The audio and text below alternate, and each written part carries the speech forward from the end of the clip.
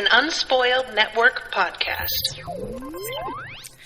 This is Unspoiled, covering the Hunger Games movies. Mockingjay Part 1, the third movie of 4 movies. In this episode, Rashawn and I are going to discuss the most depressing of the movies so far, the one where everything is beige and gray pretty much the whole time, with no relief of a visit to the Capitol almost at all. Welcome to Unspoiled. Are you coming to the tree? They strung up a man, they say, who murdered 3.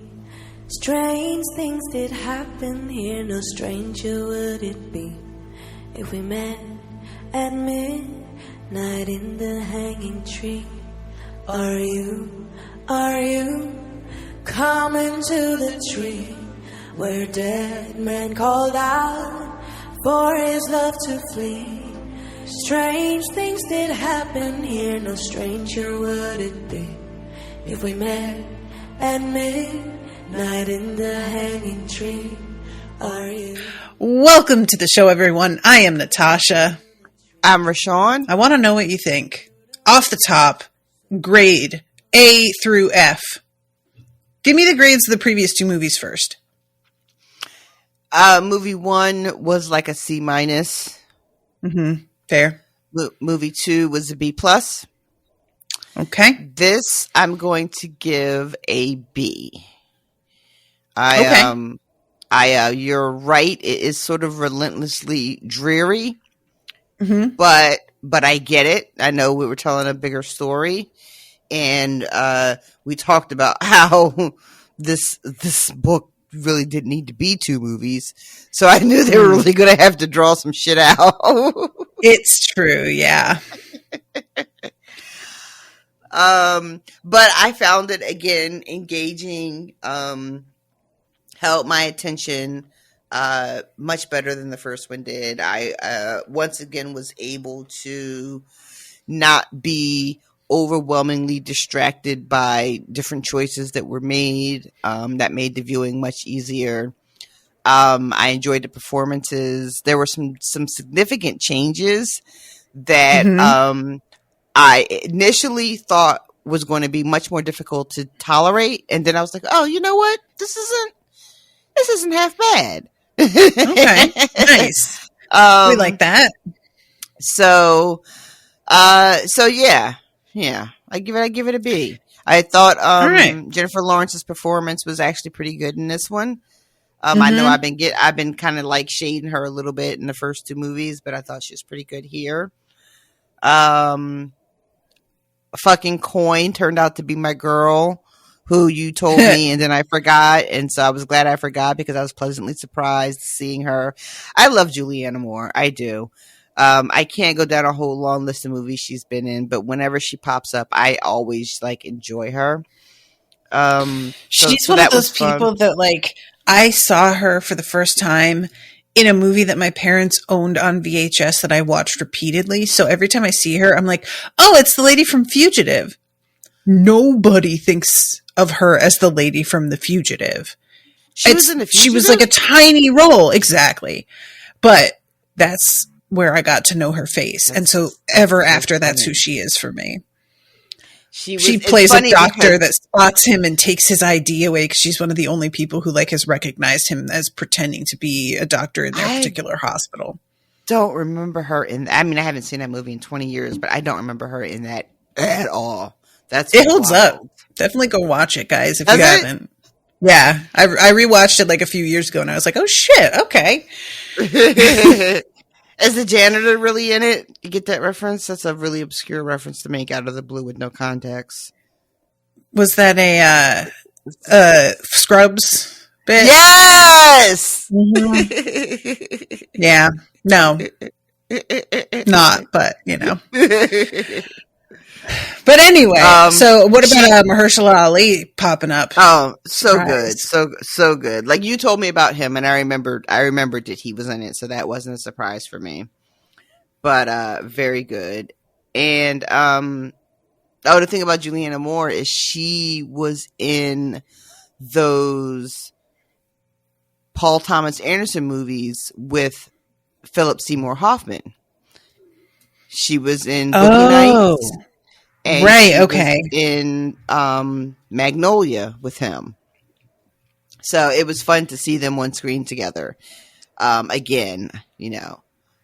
So that was also really cool.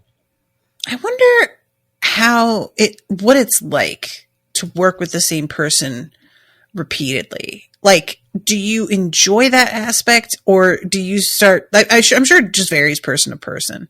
Sure. But, you know, sometimes I wonder, is it like, oh, I have to try and make it work with this person again, or Right. do you start to understand each other through working together? And so you're like, oh, good. We don't have to go through all of the getting to know you shit. Like, yeah, I like as a movie goer, I like when, and this is kind of, I know some people think it's like kind of pretentious, but I like when like certain directors have their like crew of go-to people like this, and they just work with them over and over again. And like Paul Thomas Anderson is one of those people where he will use the same actors over and over again. Wes Anderson does it too. The fucking movies, I can't think of the name of the man or the men behind it, people behind it, but the like, you know that movie Best in Show? oh God, yeah. Right. You know that crew that do those movies. They did like A Mighty Wind, and they did Waiting for Guffman, I think. And it'll be like the same crew will show up in those movies as well. And I always kind of get a kick out of it because in my own head, I like to think of it as like summer camp, and they all get together and they're like, "Oh, my summer camp friends, we get to like play again." I don't know if that's the reality of this, but that's how I always take it. So I always really, really love that. And I choose to believe that there are people that, like genuinely like to work together and create together. So I'm always like, oh, the band got back together. I remember watching Best in Show with Owen after we got the puppies, because I have seen parts. It's one of those movies that would be put on a lot in the crowds that I was in. And so I never sat down and watched it, but I had seen scenes from it repeatedly, and people would quote it all the time around me. So there was a point where I sort of was like, I don't need to see it. I've been seeing it. It's fine. Yeah. But once we got the dogs, and I was like, you know what? Let's watch that. And it was delightful. What a great it's movie. Really good. It's really good. All of those little, I wish I could remember the rest of them. There's like 5, I think, like 4 or 5 movies, but they're all so good. But so yeah, this one picks up immediately after the last one ended with her in 13. And she is, I will say, well, we'll get there. We don't need to go do you want to do it like we did last time? Absolutely. Definitely. Okay. We don't need to do the thing that I want to do kind of off the top is talk about the changes that were made first and foremost. Okay. So one of the major changes, of course, as per the last ones as well, is Snow's involvement in everything from beginning to end. And there were times where I felt it worked, and times when I felt like it kind of changed things in a way that I didn't know how I felt about it. Not even that it didn't work, but I sort of. So one of the first ones is the choice to have him. He refuses to use the word rebels, which I'm pretty sure he uses repeatedly in the books. So I'm not really clear on that one. I found that sort of an odd choice. But he also, when they are in District 8 visiting the hospital, it's not just a bombing on the hospital because that's what they do. it's a bombing on the hospital because Katniss is there. Right. And he is trying to target her and fuck with her. And I felt like a little let down by that because it just, it's sort of the thing that I ran into with the last movie where I can understand why they do it. And also I feel like it undermines part of the point of things where we're going to make like the main character just the reason for everything ever happening. It's reducing the whole conflict to a personal beef between him and this girl. Mm-hmm. Mm-hmm. And it just, I don't know, it felt kind of cheap to me. Like, I get we need to give him something to do, and sure, we may as well. And the outcome ultimately is the same because she doesn't know that they're doing it because of her specifically. But it just, for me, I was kind of like, the thing about Katniss that I enjoy in the books is that this is like just her experiencing the absolute ruthlessness of war in general, and it not being directed at her like she's still in the games in a way that's like, I don't know. It gets to be personal for her because she's experiencing it, not personal because she's the cause of it, you know? Right. And then there's a point later on where he's making a whole speech and they had to have, as he's saying that like, all symbols of the Mockingjay are now prohibited or illegal or whatever. The braid. And she takes her braid out. Can we not? Yeah. Enough. Yeah. We don't need his granddaughter in this mix. It doesn't matter. Nobody cares about this. Nobody ever cared about her. It was really nothing. Yeah. Yeah. So that was scene. Yeah, it was just But then, a thing that I kind of felt like, I kind of like this, even though, once again, it's doing the same, it's all about her all the time kind of thing, where they are getting Peeta out, and he gets on the mic with her and tells her, I know they're here, right? Yep. And I really did actually kind of like that moment, especially if you weren't somebody who has read the books, so you don't know what's going on. It works particularly well, I feel like. And if you do know what's going on, you're just like, uh-oh.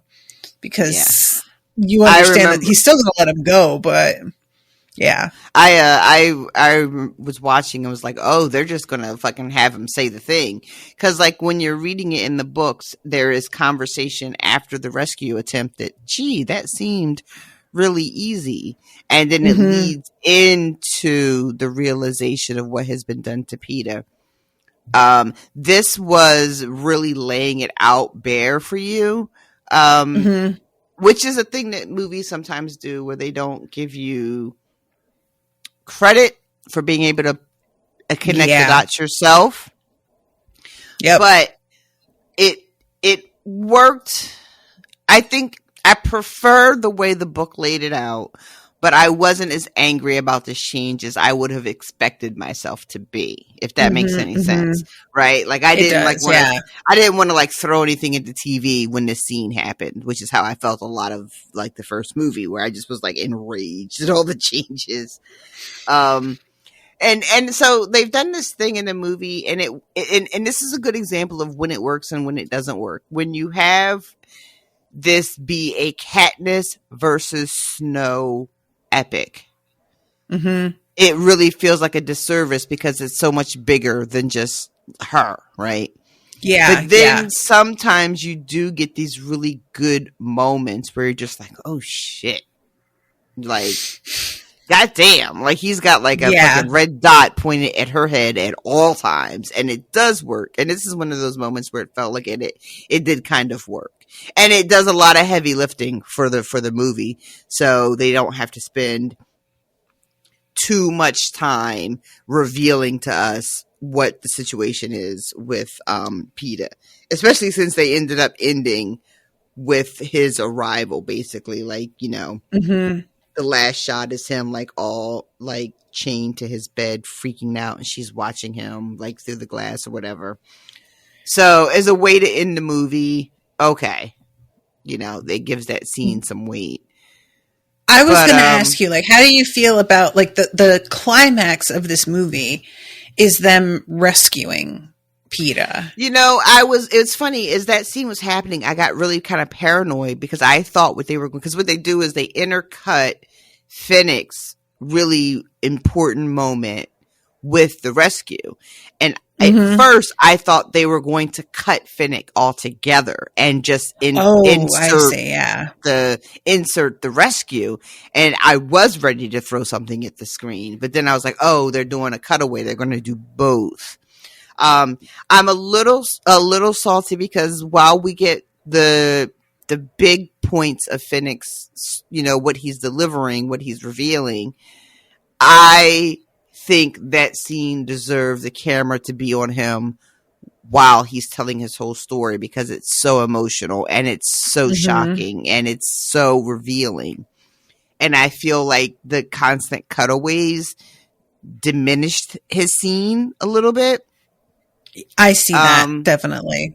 Because I remember reading that bit and just being like, not just the big reveal about like, Snow in the poison and all that, but just like what he was saying, how the Capitol continues to use the tributes even after the games are over and that you're never truly free and that you remain a slave to the Capitol. And I thought that deserved its moment on screen. And I think that I'd like to think that, maybe the actor couldn't deliver. I think that he could have if given the opportunity. And it felt like that scene got short drift. What is it? Short shrift? Short shrift? Well, shrift is what I was going for. Shrift. Yeah. What a weird word that is. Let's look that up, shall we? Is that a real word? Short shrift. What do you got for me? Rapid and unsympathetic dismissal. Curt treatment. What about shrift alone, though? What about shrift? Shrift, confession, especially to a priest. What? Oh. Penance. I didn't expect that at all. From the word shrive, archaic, past tense shrove. I'm so sorry, but this is hilarious. Shrove. Past participle, shriven. Here it is. None of her chaplains knew English or French enough to shrive the king. Oh. Huh. Well, I'm going to figure out a way to work that into my everyday vernacular. Look, I have been noticing something for myself. A couple books I'm reading now have been using fairly frequently. It's something I don't run into a lot, words that are not in my vocabulary. And I am so disappointed in how my brain does not retain those anymore. I used to be able to build my vocabulary. That shit does not happen anymore. I can't remember it. The one thing that I remembered was one book, and this is so funny. They used a word that I looked up, and there was a synonym that I liked better, and that I remember, but not the actual word that I originally looked up. But have you heard the word abstruse? No.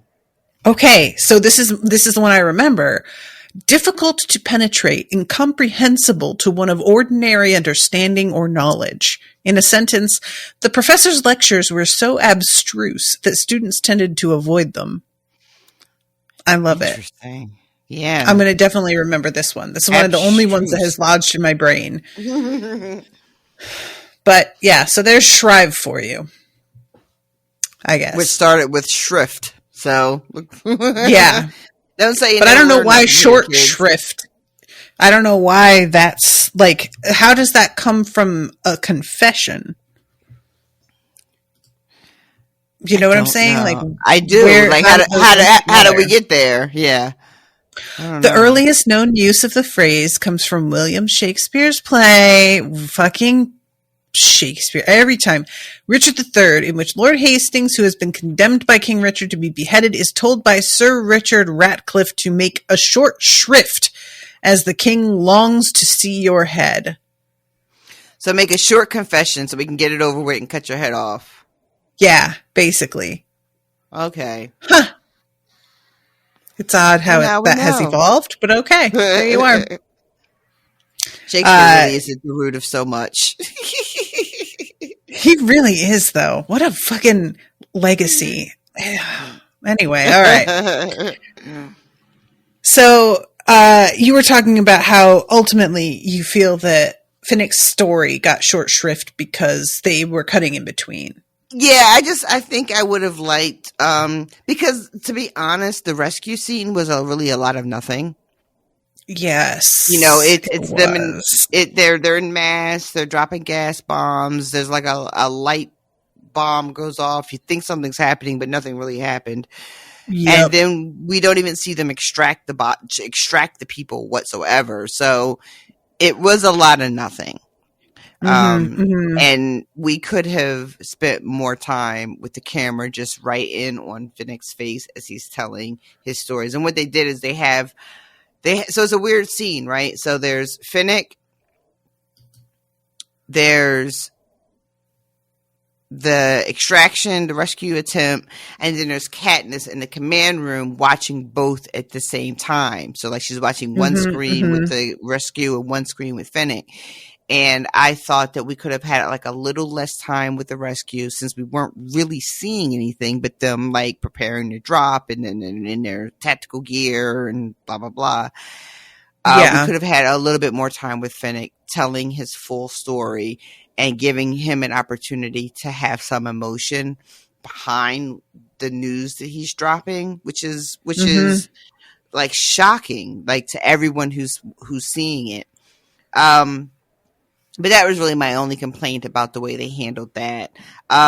Effie is a huge change, right? Oh yeah, that's a really big one. Thank you for bringing that up. Yeah. So that's when I made a reference earlier about like a big change, and I was thinking that I was going to hate it, and it actually turned out that I kind of enjoyed it much more than I expected I would. So I can't remember in the book. It's Cressida, and is there another person that's in charge of the Propos?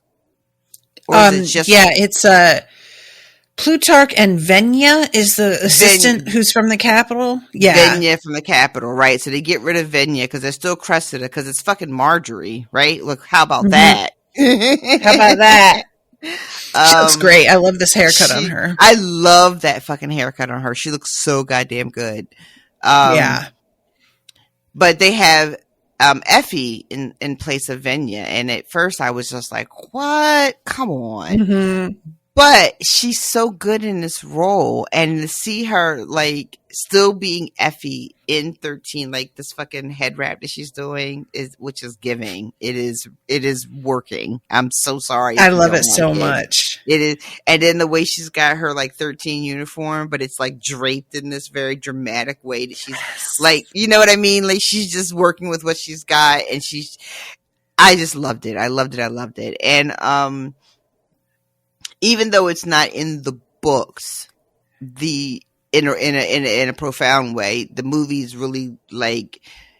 movies have given us a relationship with Katniss and Haymitch and Katniss and Effie that by the time Effie shows up here, I really believe Katniss is happy to see her.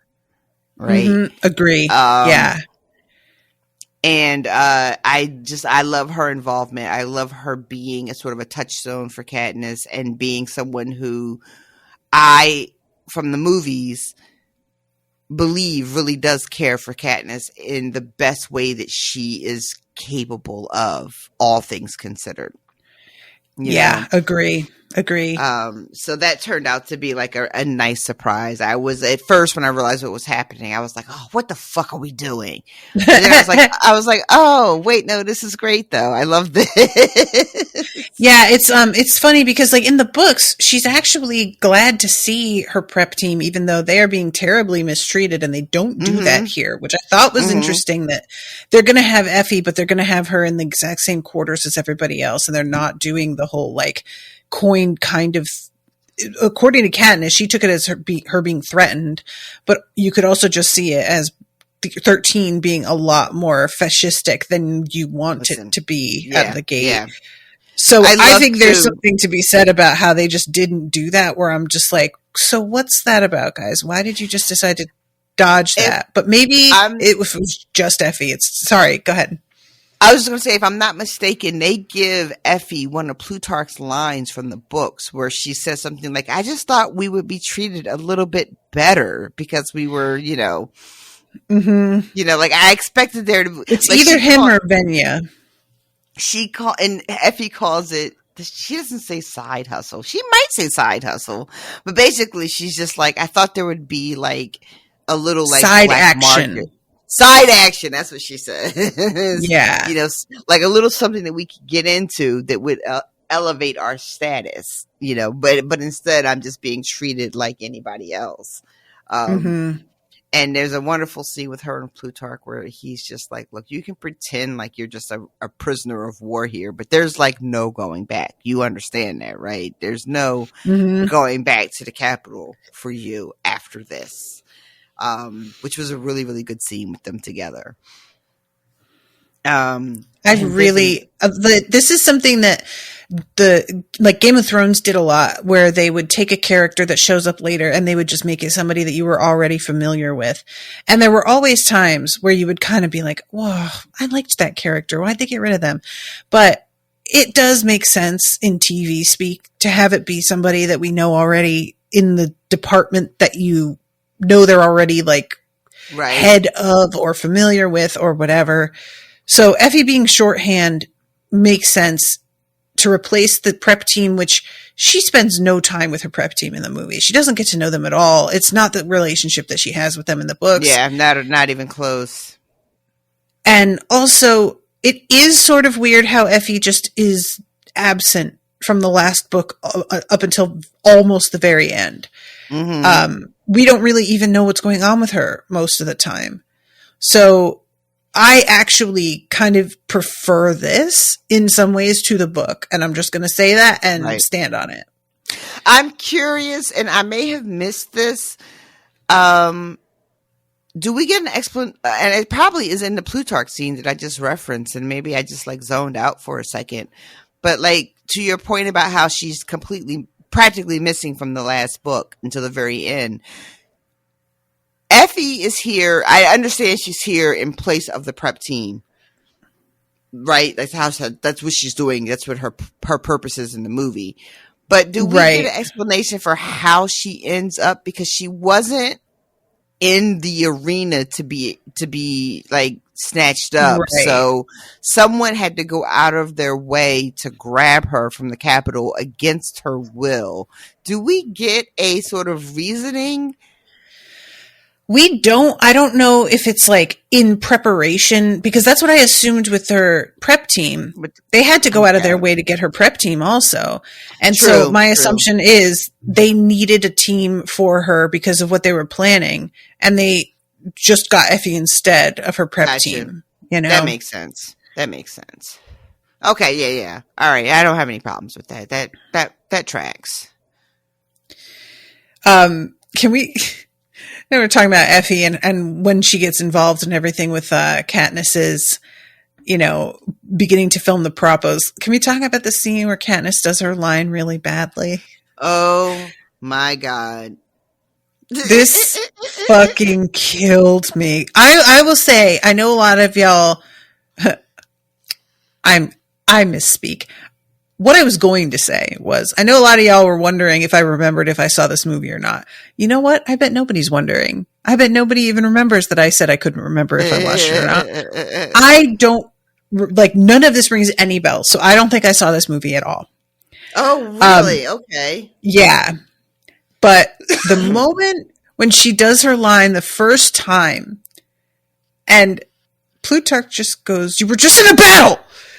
And then, I'm sorry for my outburst. And he's so frustrated with her. Oh, it's so great. Plutarch is so even keel so much of the time that getting to see him just be like, what the fuck? That was terrible is hilarious. I love how genuinely shocked at how bad she is. He is. Yep. Like he just cannot believe what he is witnessing. And, It's and if I'm not mistaken, that's when Haymitch comes in and is like, and this is how revolution dies. Yes. He does a fucking slow clap as he walks in, and I Oh was my like, "Oh, God. brother, here he goes." But we do get this great moment, which is pretty true to the book, which is everybody sort of just being like, you know, when are the moments that she really connected, right? When were the moments that she really, it was real and she managed to connect with people who were watching her, and they go around the table and mention all the different moments. And I thought that was really well done. And Yeah. it made it, I was kind of laughing because I was like, Plutarch, you should be hip to this. I mean, you weren't hip to it either in the books, you know, so this is not like the movie's fault, but it just made me laugh because I'm just like, he should know this. Yeah, he definitely should. But we have to have it be somebody that she actually trusts to put it forth that she go out into battle, because otherwise it feels just like she wouldn't agree to this because it's so incredibly transparently like putting her welfare behind the propo. I feel like if it's Haymitch saying to do this, then it feels a little bit more like he has trust in her that she'll be okay. Plutarch, it's much more, I don't care if she's all right, as long as we get something good, you know? Yeah. All the conversations that Plutarch has with Coin, like one-on-one, which is stuff that, you know, we don't get in the books really, where he's just trying to convince people, Coin especially, of like what Katniss can do, and why she's necessary, you know?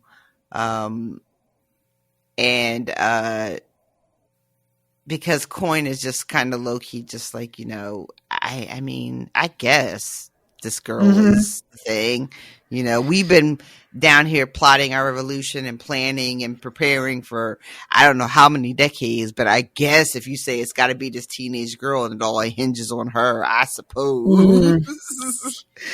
Yeah. It's what I thought was. Oh no, go ahead. Oh, good. No, you go ahead. No, please finish your thought. I was just going to say that it must be, if you put yourself in Coin's position, it's got to be like low key frustrating. And there were hints of this in the book too, when when we get later on in the book, when we start thinking about how Coin is threatened by Katniss's existence.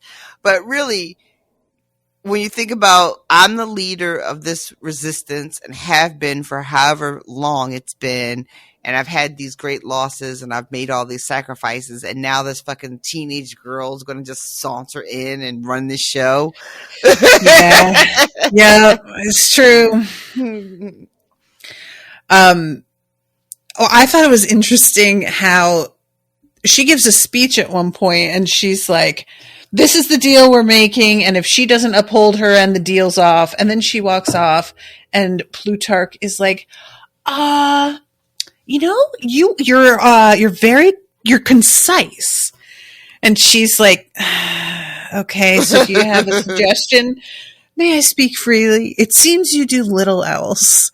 And so he's like sort of in a position where he is trying to sort of instruct her in a way that I was very much like, I get it. I get that he's the salesman type and that's like his role, but I just didn't buy that she would be in the position she's in if she didn't know this stuff already.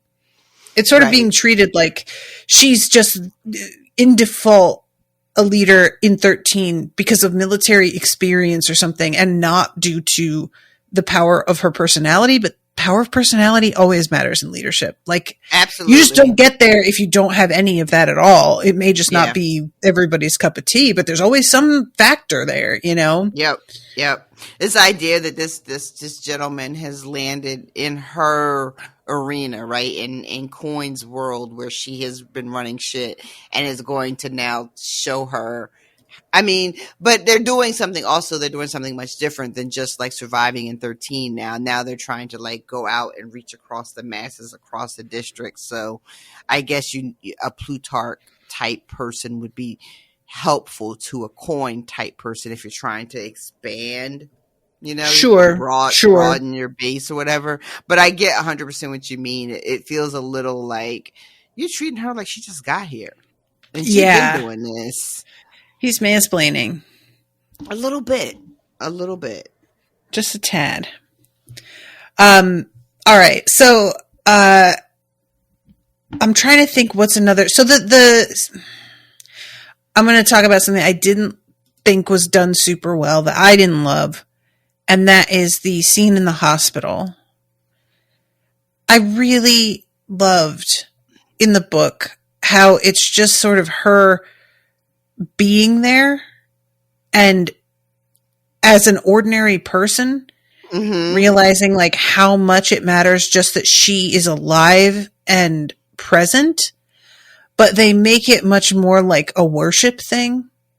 It feels like in the movie, you know, and she's standing in the midst of everybody and it's just very like serious and the whole crowd is silent around her, just touching their fingers to their lips. And it just was again, it's weird.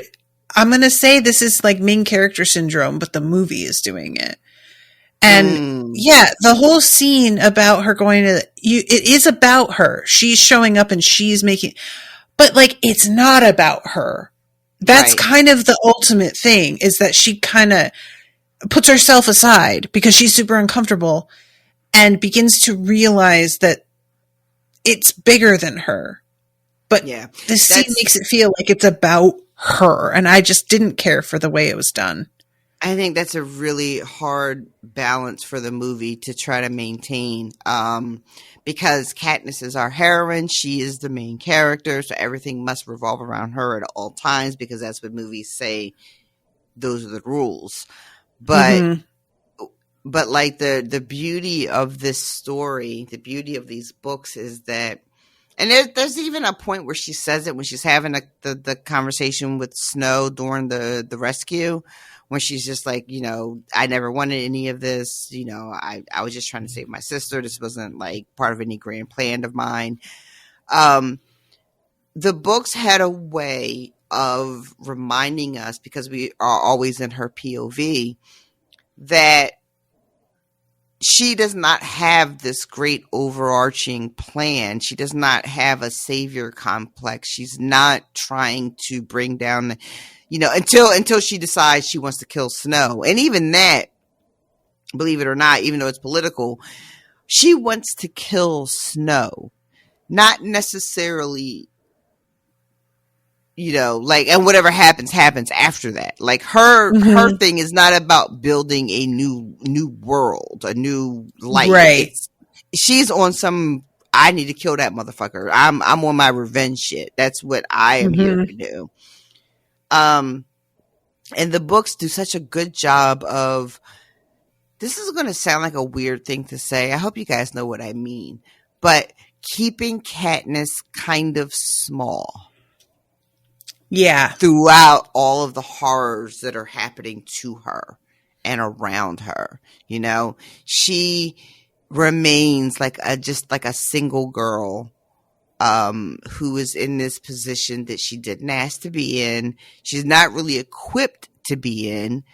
It's just a series of circumstances that have landed her in this really, unbelievable position. This Mockingjay role. And because we're always in her POV, we are constantly reminded that I didn't ask for this. I don't know how to fix this. I don't have the tools to fix this. I, you know, wasn't bargaining for any of this. But then when you try to transfer it to screen, because she's the central figure, it has to kind of play like, this is going to sound so shitty, but that like I am bigger than I actually am, if that makes sense. You know what I mean? And one of the, like I said, one of the beautiful things about the books is the constant reminder that she's not necessarily special. You know, there's no great prophecy. There's no destiny. You know what I mean? You know, she's just like an ordinary girl that got sort of caught up in these extraordinary circumstances. And because of the type of person that she has been forced to become through her own personal tragedies, the losing of her father, the becoming the caretaker of her family, being reaped into the games to save her sister. These extraordinary circumstances have propelled her to this position. And then in the movie, we kind of get, it feels almost inevitable that she ends up being the Mockingjay. Yeah, definitely. You know what I mean? Mm-hmm. Where in the books, it was a constant reminder that this is just a series of circumstances that just like fucking like can't catch a break, you know? Like, yeah, and like it all got out of hand. Yeah, it got out of hand, and that she makes these choices and these moments, these choices that are only made in the moment to save her life or to save Peeta's life or to save her sister's life. These are like small, I don't mean small like unimportant, but like short-term goals, right? Yes. I'm doing this thing in this moment to accomplish this very immediate need without thought of greater repercussions. And then when you come to the movie, it kind of feels a little like, you know,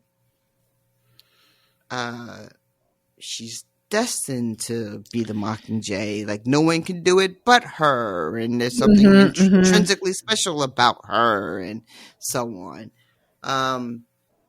But again, I think that's just the kind of thing that happens when you translate a story like this to the screen. I'm so sorry. I wonder, guys. Like, what? Oh no, I'm just like the movie is playing. And as we're speaking, it's just playing from the beginning. And I just got to the Rebel scene where he's getting his fucking his beard shaved, and he says the thing that he gets nicked, and he's like, "Never let him see you bleed." And I'm just like, can we not? Can we fucking not? Yes. I also was like, is that the movie telling me why we're not getting any bloody handkerchiefs? Is it a movie? Is that what you're telling me? Oh, I didn't even think of that, but I really love that as an explanation, actually. I really enjoy that. Yeah, I think that, honestly, what it comes down to for me with the snow thing is not simply that they're making it a beef between him and Katniss in a way that I don't particularly like, but they're not good. They're not well written scenes. I was about to say they're not good written, which is a really great point to make, saying it like that. Well done, Natasha. I mean, but you know what I'm saying though. But yeah, it just, I feel like they always feel really hacky and like they're ham-fisted and just so, they feel unnecessary in a very overt way that I feel if you are going to be fitting him into scenes that he isn't in the books, you have got to make it feel like it's natural. And it never really works because he always feels like he is out of control, like he is on the edge of losing his temper in a way that's like, no, he's not going to flip a desk or anything, but he just never really feels like a true threat. And if you want this guy on camera all the time, you got to make me more afraid of him. And I'm just not. It's always so goofy. He feels like a supervillain in a way that Snow in the books, like, there was an element of that with just how strange he was, for sure.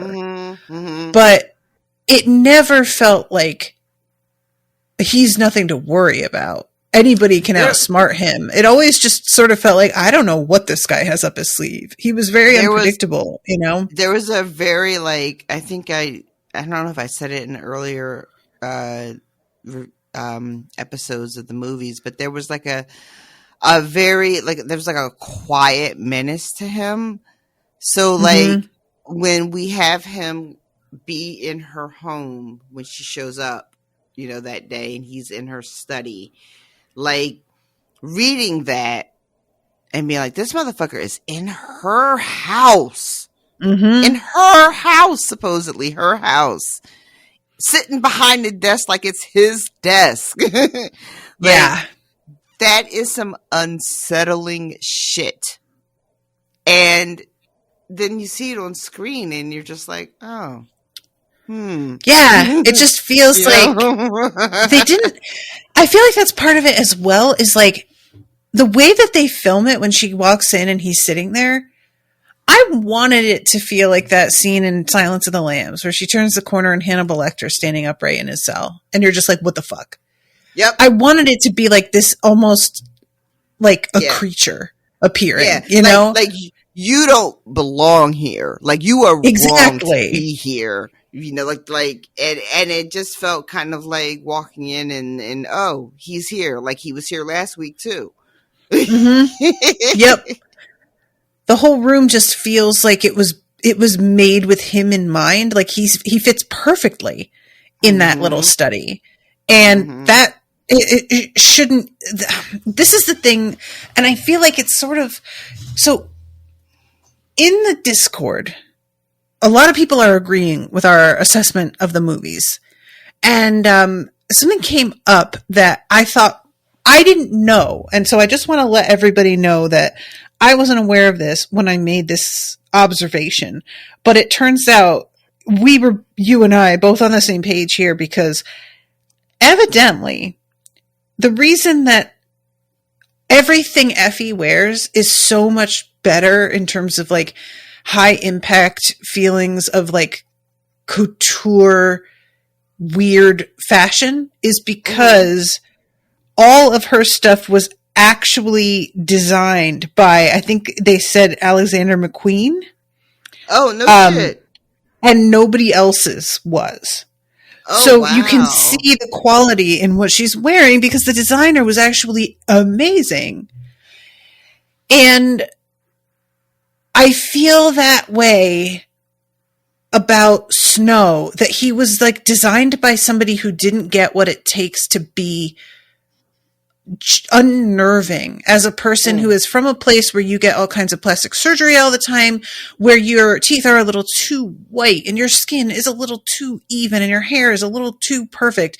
I wanted the study to be much more sort of like lived in and ramshackle, and the color scheme to be a bit less. There's a lot of like whites and pale blues and creams to really point out this house is of the Capitol, but it leads to him fitting too well. So you need to dial that back a little bit and make it a little bit less ornate and suited to him. And then you dial up the weirdness of his appearance by like 10. And you put him in a much stranger suit.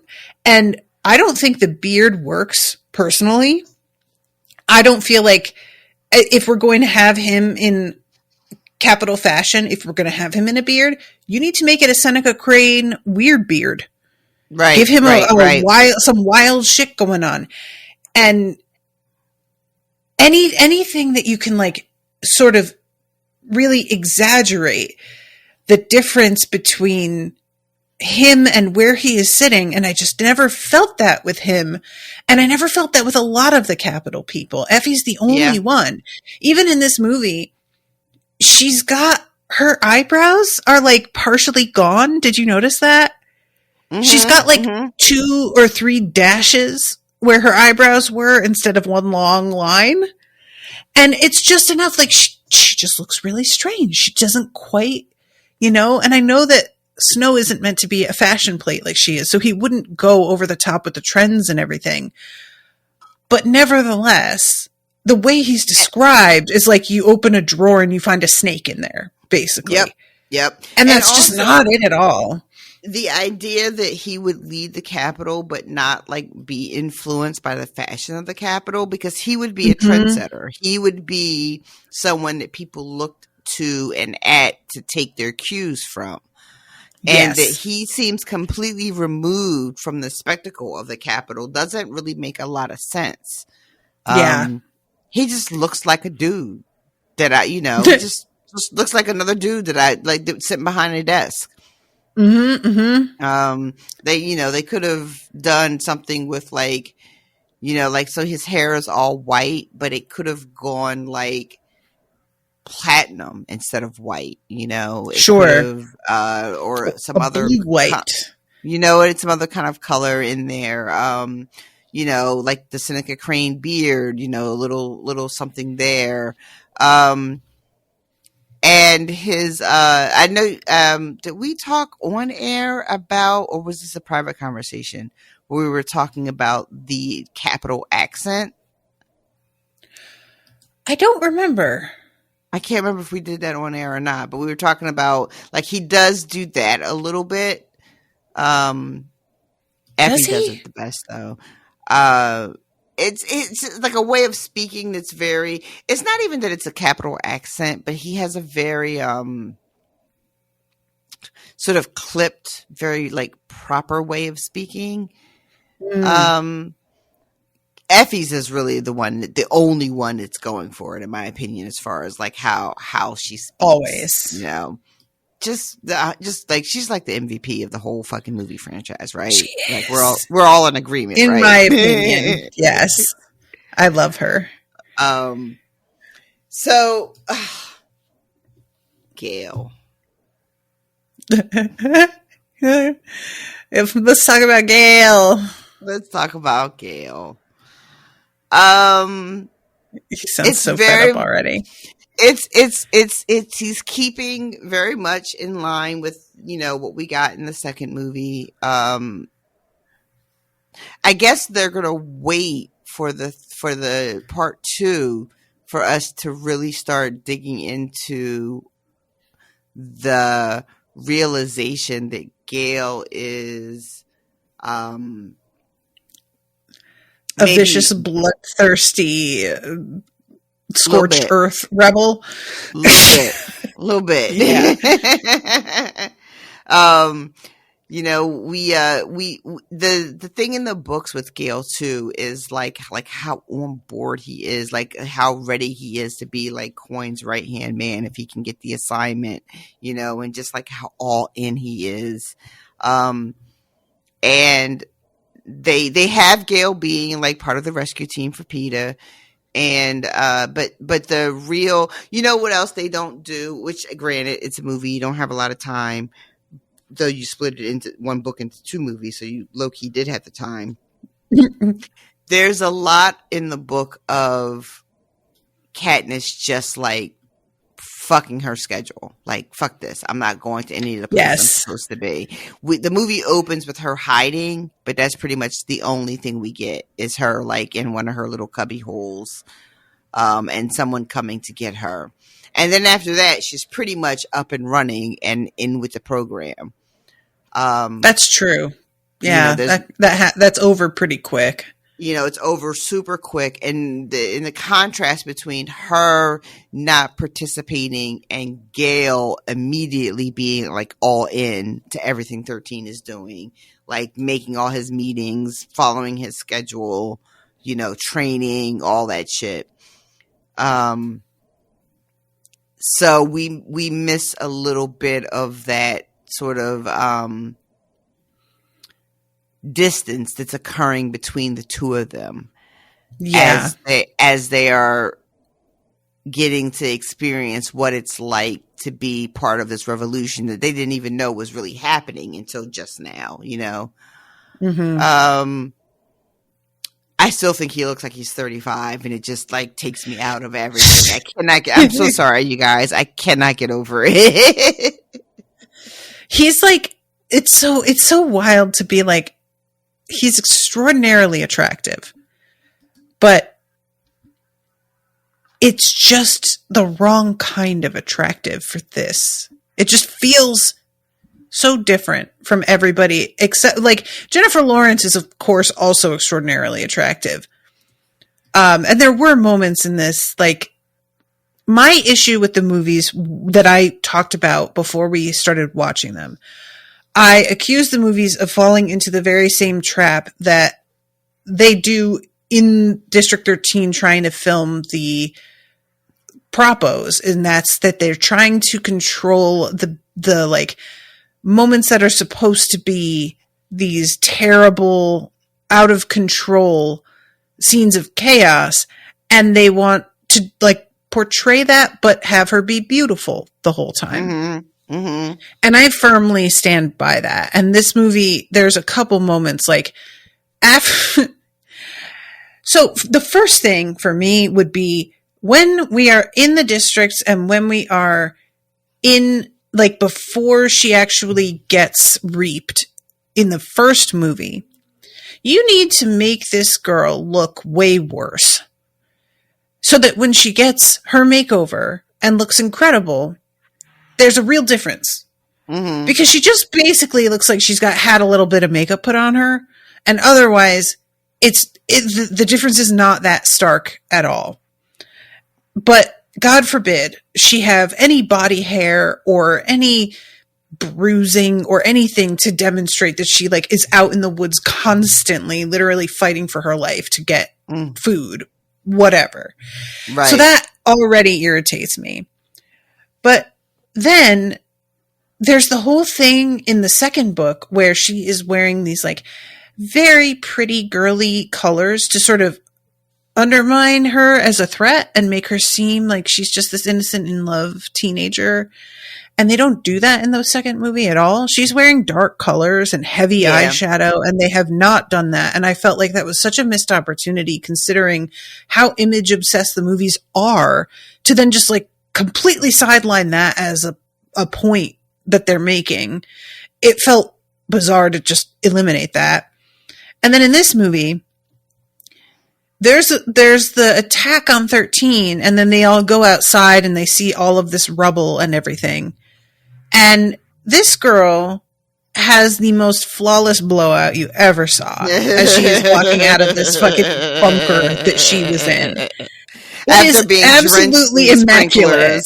Yeah, absolutely immaculate. Like, and the same thing when she goes to District 8. They had her all dressed up and the whole thing was like, and take that makeup off her face. But they can't just put her in a fucking regular braid. It has to be the little wispies out and around her face. No, put her in a fucking military looking braid where everything is off her face. There is nothing anybody can grab. There is nothing anything that's going to get in her eyes. Like, do it so that she is stark and just has a very different look to the one that she had when they were putting her on camera on a soundstage. Mm-hmm. Exaggerate, once again, the difference between what she really looks like and what they try to make her look like. Right. But they don't do that ever. And so it just makes me feel like this, I keep saying the show, but the movie doesn't really understand what that difference is.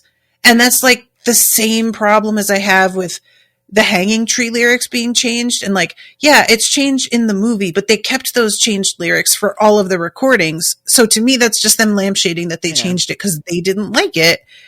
And it feels weak and like they're missing the point and they're missing lots of opportunities. And it's just for something that's so visual, not just the movies, but the world of Panem and the Capitol. It's so much about appearances for them to just completely, like, fuck that particular aspect of everything is so egregious to me. Like, what are you doing then? That's your job. It does feel like in a lot of real ways they didn't understand. Like, in my imagination, this book comes out and it comes out right in the thick of, like, YA exploding, right? Mm-hmm. And they just kind of thought this book was the same as all the other books. And so they could treat it the same. Yeah. With, you know, and the deeper story being told at its core was not as important to the movie makers, maybe. Yeah, agree. You know, and they really shy away from a lot of the violence. We talked about that already. You know, I guess this was like a PG movie, maybe PG-13. I'm not sure, but I think they PG-13. shy away from a lot of the violence. They shy away from a lot of the the theme of liberation and fighting against oppression is, like, there, you know, it's sprinkled in all the movies, you know, it's there, but it's not what they wanted to, like, lock into and really, really explore. Yeah. And my guess would be because, this is a movie franchise and they're trying to make $1 billion and they don't want to alienate audiences and they don't want to make content that parents won't let their teenagers go consume. And so they take opportunities to soften whatever they can. Yeah. And whether that's how Katniss is presented on screen, or leaving certain things out, obfuscating, larger themes in favor of making it Snow versus Katniss versus an oppressive regime versus all the people that are under the boot. You know what I mean? Like, just like wherever they can just kind of, soften up the rough edges, they took those opportunities to do so, which is a real shame. Yeah. Because pulling their punches. And it's funny too. Like the Hunger Games have been trending for like a little while now because of the prequel that happened that I don't know that much about. And then for those of us in real time listening, if you're listening to this, a year or 6 months from now, it might not, make as much sense. But as of today, which is May something, is it the 10th? Yes. The Met Gala just happened. And the Hunger Games was trending super hard because people were literally being like, this is like real life Hunger Games. And I watched a couple of videos and saw some images, and the Met Gala is always over the top. That's the brand. That's what they do. Though I'll tell you what, friends, I don't know what the Met Gala is, right? I know it is a charity, I think, to just benefit the Met itself, but I could be wrong. The Met Gala, right? formerly called the Costume Institute Benefit, is an annual fundraising gala held for the benefit of the Metropolitan Museum of Art's Costume Institute in Manhattan. Popularly regarded as the world's most prestigious and glamorous fashion event and social gathering, known as fashion's biggest night, an invitation is highly sought after.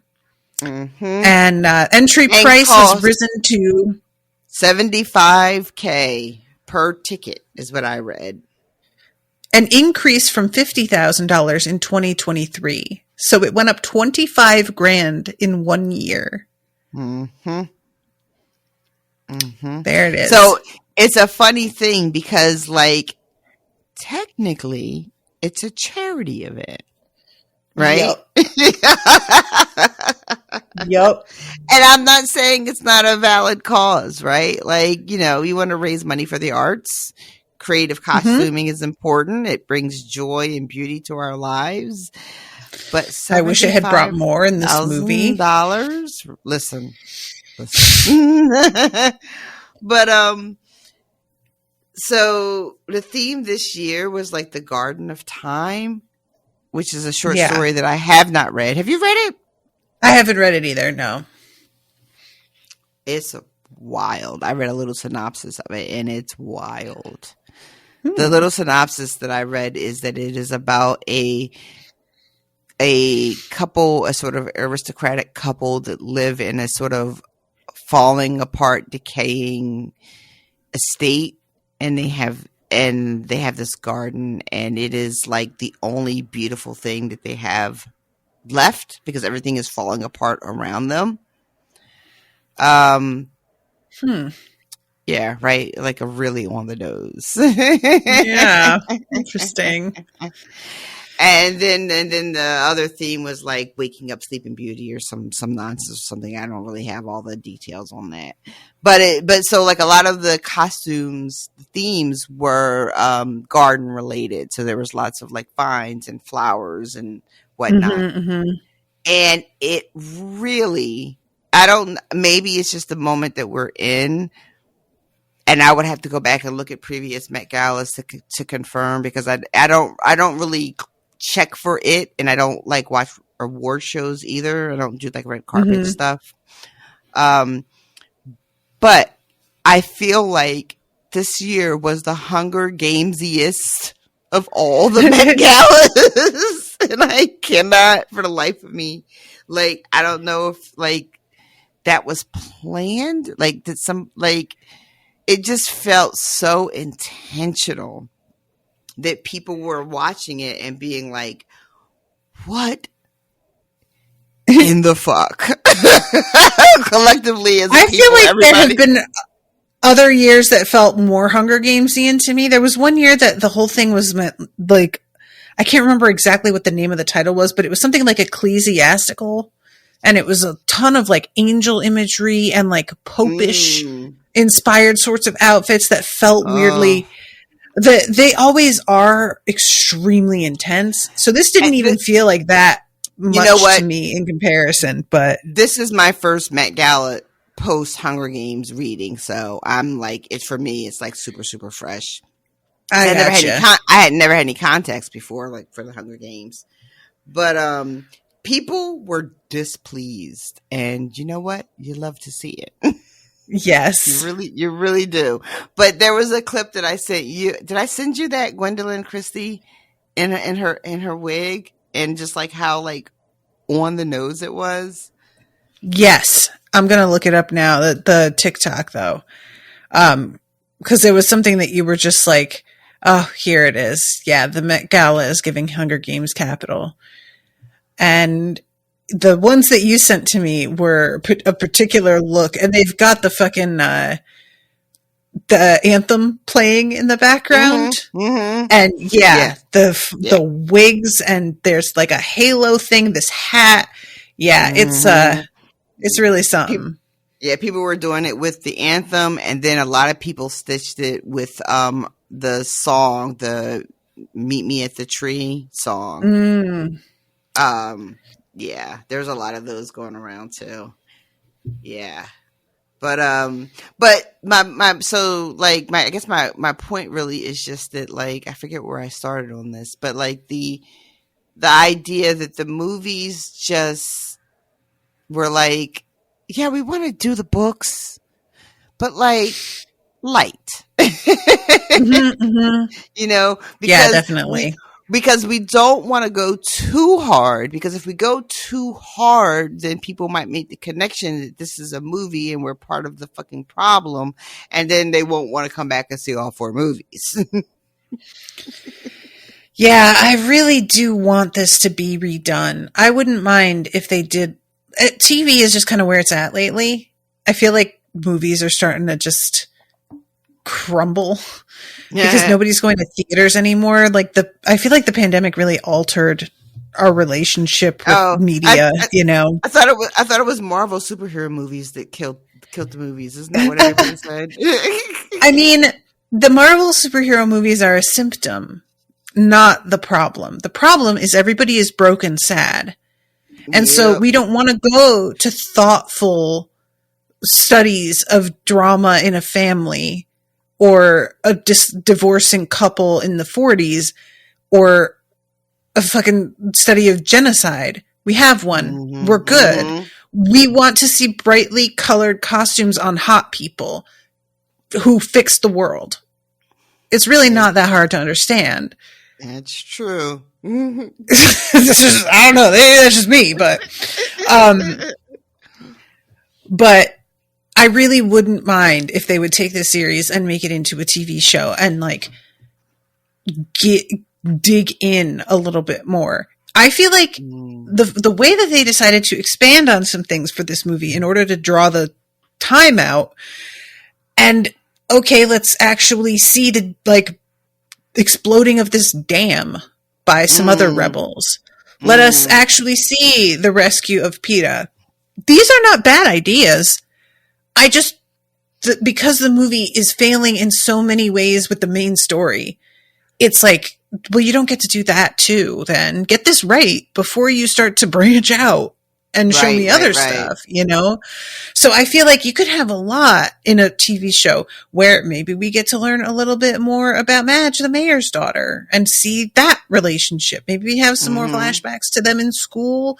Maybe we get to like meet Greasy Say and have a little bit more of that going on. Or, and if you're going to expand on stuff, it's not in the books. There's a throwaway line here that I don't think was in the books where, is it Prim or Haymitch? Somebody is telling Katniss that Coin, it's Prim, because she's talking about how come there's no children, and Prim says there was like an epidemic that went around, and she mentions that Coin lost both her husband and daughter in this whatever this disease that went rampant around.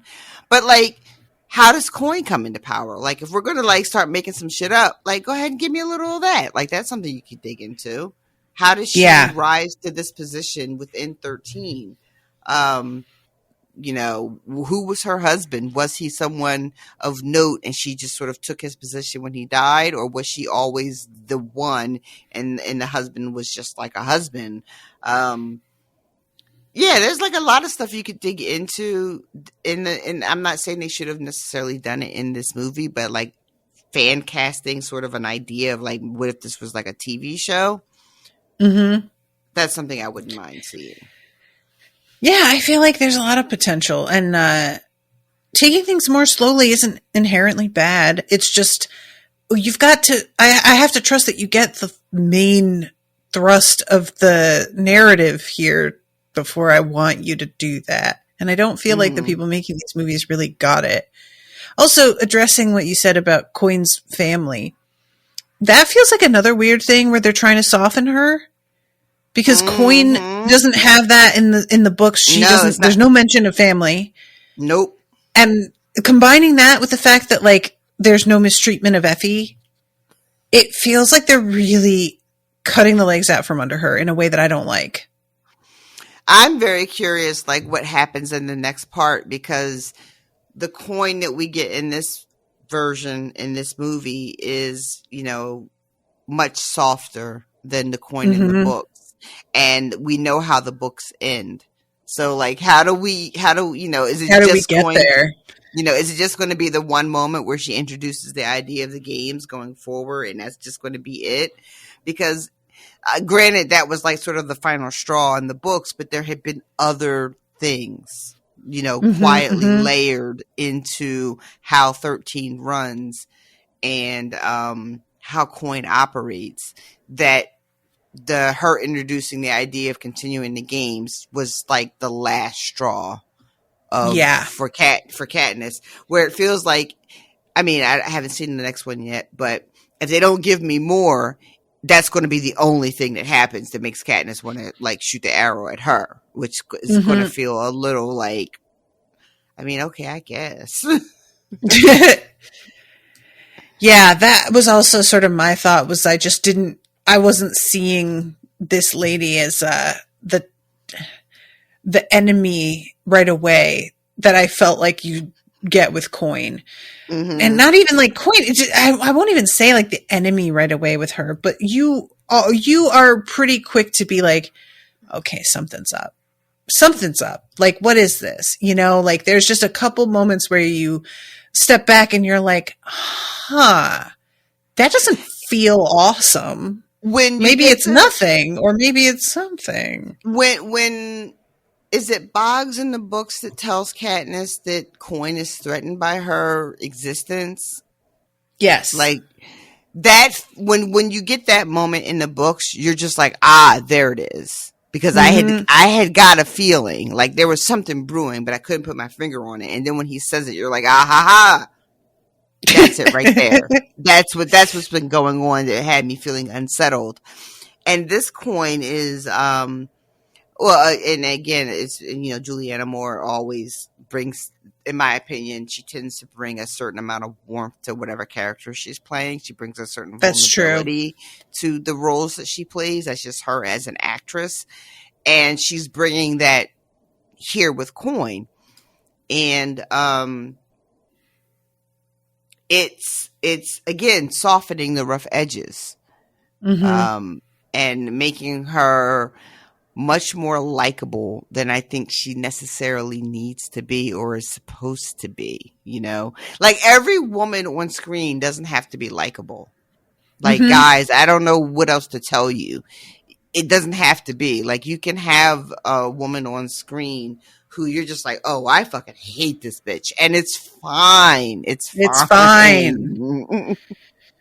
Yeah, there's actually a moment with Katniss even in this one where they're hunting outside of 13 and they come across an elk and she doesn't like let fly with her arrow because it's not even afraid of them and she feels weird about it. And I was just like, Katniss would never. She wants to eat. They have no meat. She absolutely would kill this elk. I'm pretty sure she mentions that they're not afraid of them, and that's what makes the hunting so good. Yeah, in the book. You know? Yep. Yeah, she's like, they're not even fucking like running. And Gail was like, yeah, they've never been hunted before.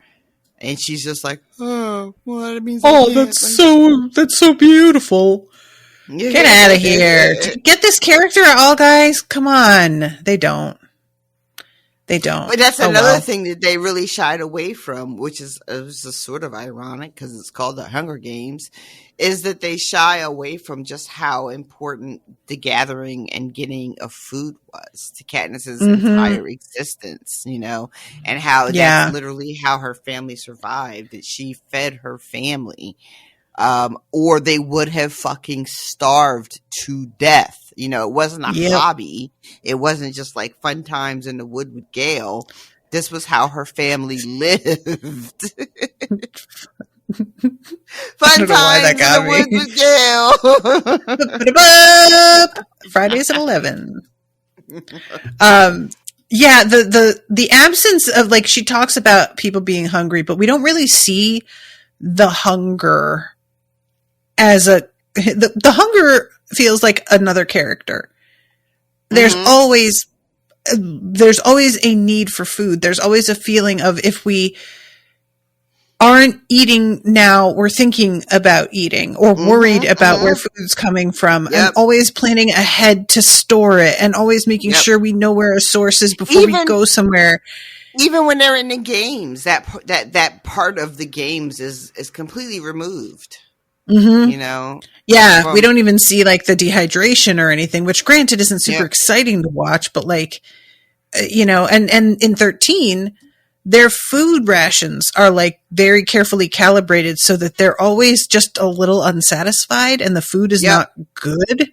And we don't really get any mention of that except for Effie saying, I miss coffee, but that's the only thing.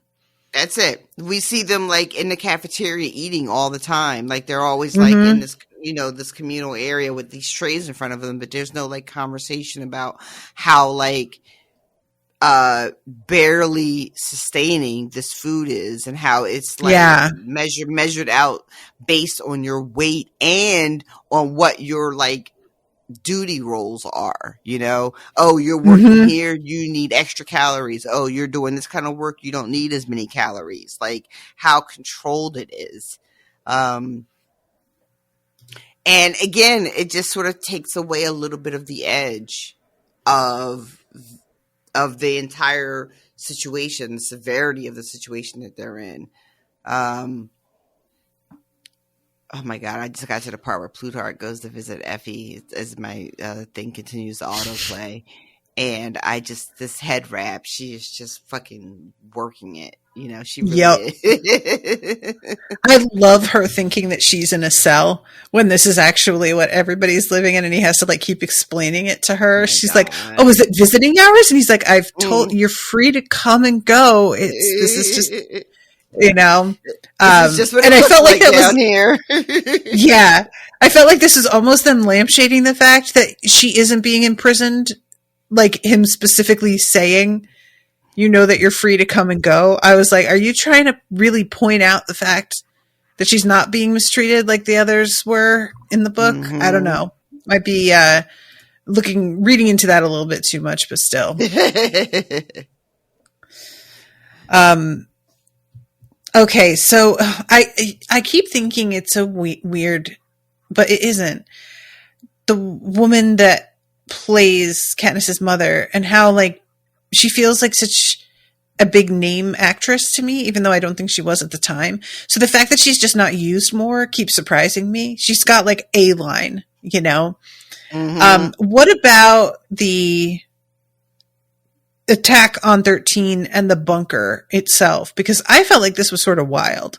They have it really be like, this place is falling apart. Yeah, there's like dust and shit falling off of their heads, like the ceiling's going to cave in any moment. And they're like so many fucking feet underground that they barely noticed any of the bombings. But I guess you have to, like, you know, add some tension to the whole thing. The fucking when she goes running back for Prim, because Prim has gone back for Buttercup, and I do love that they kept that part in where Katniss clocks it. She's just like, she went back for the fucking cat. And they keep the crazy cat game with the light, which I wasn't sure if they would. That was really fun. I was glad they kept that. Oh my God, this scene where Plutarch is telling Coin about her speech, you know, and how she just is not selling it the way there's such a thing needs as to be salesmanship. And Effie is like, they need to get a little warmth. They need to, you know, you need something for the spark. You need oxygen. And then Coin is like, or you could just use all the air up in the room. Brutal. Effie says, you know what could use a revolution? That hair. Oh my God, I forgot about that line. Thank you, because that was such a good line. It's so good. It's so the good. more I like watch these movies, the more I'm like, oh yeah, I am Effie. I really get it. That's why I got her in the test. I get it. She's so funny. She's like talking to Gale and Katniss, and she's just like, oh my God, can you even believe this place? Like, my God, I can't get over. This is like, she's like, I'm slumming it, and it's not even on purpose. This is like, my God. And she says, I miss my wigs. Yes. Which is really funny because, like, in the context of where she is and what's happening, it's such a superficial, nonsensical thing to say, right? But she is who she is. You know, she's not magically a new person because she's suddenly, you know, trapped in 13 with everybody else. She is not, you know, woken up one day and is suddenly a revolutionary. She's still who she's always been. The only person she knows how to be. And trying to navigate like this new space she's in with the person she is, who is someone who didn't ask to be a part of any of this and was kind of like, you know, whisked up against her will, and is like, all right, well, I'm here now. And she gives Katniss the sketchbook from Senna. Yeah. And we have a moment where, you know, we have to get confirmation that Senna is dead. And we kind of already knew that, but, you know, we have to have it. And she shows her the sketchbook with the Mockingjay outfit. And Effie is just like, you know what we're going to do? We're just going to make you the best dressed rebel in history. And I don't know. It was like it's like a funny scene because Effie is such what's the word I'm looking for? She's so she does not fit with her surroundings at all, right? Correct. She's got that like 6-inch thick clunky gold bracelet on with this fucking jumpsuit. Yes, yeah, she somehow still has pumps on, like she's still walking around in her heels. She is giving out of place in the way we wanted Snow to give out of place. Very, very much. You know what I mean? Does that make sense? Yep. And this is what I've been saying about like the fact that she is the only one. I don't know whether it's the actress, whether they design things for her specifically throughout the movies that nobody else gets. Is Elizabeth Banks like making choices on her own costuming that come across is it her being like, no, I think that she would have this gold bracelet on. Like, I don't understand it, but Effie is always the only one that feels like she's ever serving. And I don't get it. I don't know what it is. I think I'm going to go ahead and just give props to Elizabeth Banks because fuck it, why not? I agree. Fully agree. Yeah, I want to give her that credit, honestly. I just really, like, she is just so much fun. And her guest spots on 30 Rock were some of my favorites. I loved her on that show so much. She's so good. When she's like taking that weird birth control that he's like, so you're going on a vacation? And she's like, oh yes, I'm taking a pill where I get my period once a year. And he's like, are you going to a spa? And she says, it's more of a fenced in area in the Adirondacks. And I lost my mind just imagining her like running wild with sticks in her hair, just absolutely like feral. They did a thing with her character where they had her like, they did it twice actually on this show, but they did it with her and they did it with, actress who I like, whose name I can't remember, but she played Phoebe, the one who had the bird bones. Remember Phoebe? Can't feel my bones. Yes. but they had a scene with Elizabeth Banks where she like loses her temper and like fucks up her accent and like her natural accent comes out and it's so good. It's like so bad. I remember that. Yes. And it turns out she's like a scammer basically. Yeah. Oh my God, I just realized, girl, Julianne Moore plays one of Alec Baldwin's girlfriends also. Oh, yeah. She's the chick from Boston. So they were together on 30 Rock. Oh my God, that's so funny. Amazing. Oh, that's so good. That's right. They were on there together. They had scenes together. That's right, because he's dating them both at the same time. Oh my God, that's so good. Anyway, sorry about that, guys. But I'm not sorry at all. Yeah, we probably shouldn't even be plugging 30 Rock because they're all turned out to be trash people. Yeah, they are. Indeed. All right. I want to talk about, you were really curious about whether the actor that plays PETA was going to be able to pull off the mental anguish aspect of things. How do you feel he did? Well, we don't get a lot of it, but I will tell you, when he attacks her, that shit is vicious as fuck. I was like, oh my shocking God. And when I was watching it, I was like, oh shit, that's right. PETA is really fucking strong. They made a point to tell me that because he is tossing people around. Like, that shit was like, I was like, oh shit, Molly girl, you in danger. Like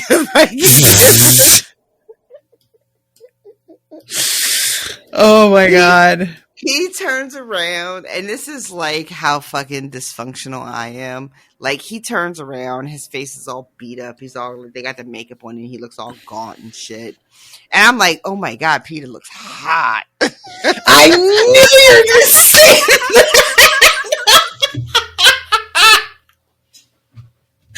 What the fuck is wrong with us? Oh, yeah, we have got problems, ladies and gentlemen. Woof. Get some therapists in here stat, because it is bleak. It is a real problem. Man. He is, and you know, I feel like there are things that I've mentioned in the books, you can read it and it just doesn't have the same effect, like the whole screams in the arena with the birds. Watching it was much more disturbing to me than reading about it. And seeing how fucked up PETA is much more disturbing than reading about it. Yeah.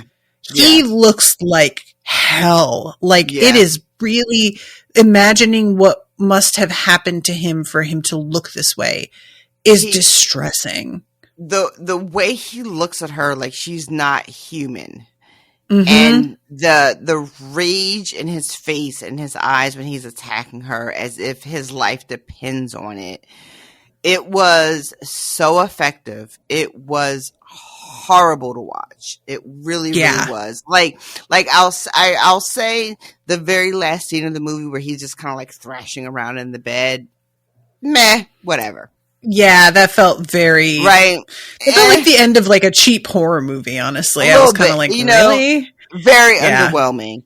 But when he attacks her and has his hands around her throat I was like, this motherfucker is going to kill her. Somebody get in there quick. Mm-hmm. Yeah. I was like, oh shit, fucking shit. And then there's a scene afterwards where they're explaining to her about the hijacking, and Plutarch is like, we've got people working on it. We're optimistic. And I was looking at Plutarch like, are you fucking for real right now? Mm-hmm. Like there's something. They didn't have Prim bite his head off, and I was a little disappointed because her being like, oh, are you? Oh, she like just fed my soul with the way that she got in his face on that. Yeah, that's a shame they cut that. Yeah. That was a really good Prim moment. I forgot about that until you just mentioned it. But yeah, you're right. Oh, that's a shame. Yeah. So one of the things that they do in this movie, which was out of like nowhere, is when they're meeting her Propo team and they introduce Pollux and they're like, oh yeah, he's just an AVOX. He can't speak because they ripped his tongue out. And I was like, that's how we're doing this? Yep, that's what they do. We're not going to talk about AVOXes ever, and then we're going to have you meet one, and it's just going to be a thing that is there. And he's played by Foggy? Foggy from Daredevil, yeah. Mm-hmm. Which, there goes my type. I am so consistent. I love me some doughy white boys. I am just a fucking sap. He showed up and I was like, oh, he's so cute. And he's like got this little grin to him. And I was just like, ooh, too bad you don't got no tongue, boy. And I know that there's a point where he like turns to his brother and he uses sign language and he's like, she's beautiful. Yeah. He's like, oh, she is really pretty. She's as pretty as she is on TV or something like that. And there's a moment where Katniss is just like, oh, you guys are all from the Capitol? Plutarch got you all out too? And Cressida has to be like, yeah, no, there wasn't a rescue. We had to get here on our own, ma'am. With a little bit of attitude, like for you. We did all this for you. And Katniss is like, all no right, pressure. I didn't ask you to do any of this. It's got very much that energy of just like, all right, I mean, you don't have to be mad at me about it because I didn't request it. But it's almost an identical moment of Joanna on the beach being like, I got them out for you. And Candace being like, yeah. What is all this shit that people are doing for me that I haven't been involved in at all? Which has got to be like, again, when we talk about how she is, you know, just like a single girl who does not have a part in all of this planning that's happening and all of these things that are going on in her name, these sacrifices that people are being asked to make and that are making for her behalf that she is not aware of. So then when they encounter her, there's sort of an expectation of gratitude that Katniss doesn't really have. Because she has no idea that she should be grateful for these people because she has no idea of any of the sacrifices that they have made. You know, she hasn't asked any of these people to do any fucking thing. Yeah.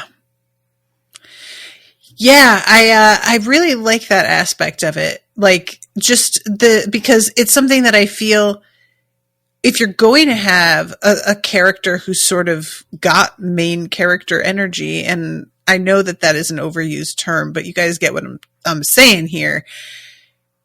They often do seem to know exactly what to say in any given moment, or if they don't, they know how to fake it or have somebody by them who can stand in for them.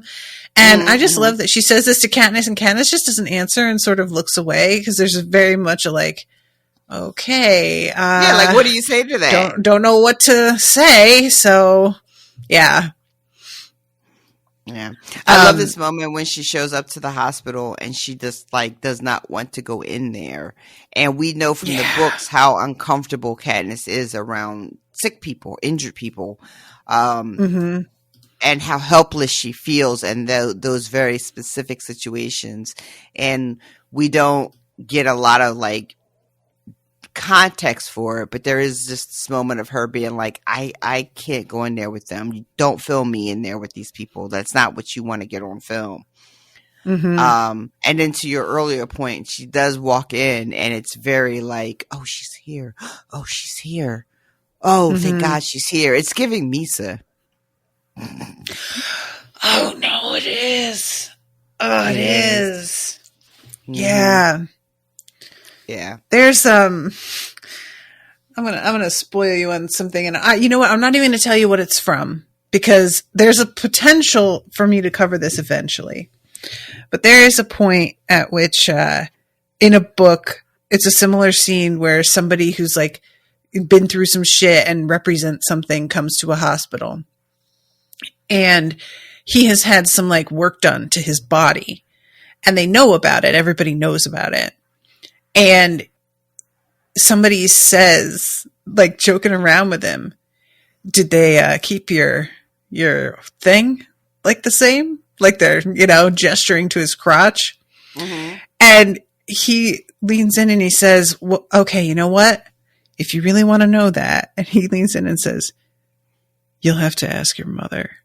And it was one of my favorite moments.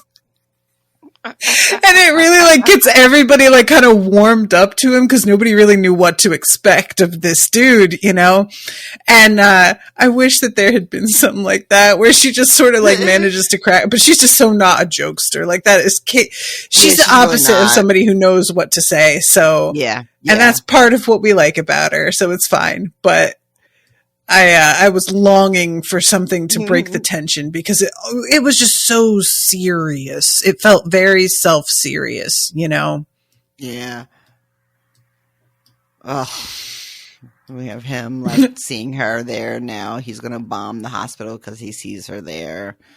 I'm just going to go ahead and fast forward through this. And it like, again, it bums me because like he says, kill the survivors, and one of his people is like, sir, as if to imply nobody is as vicious as he is. They wouldn't do this if it weren't for him.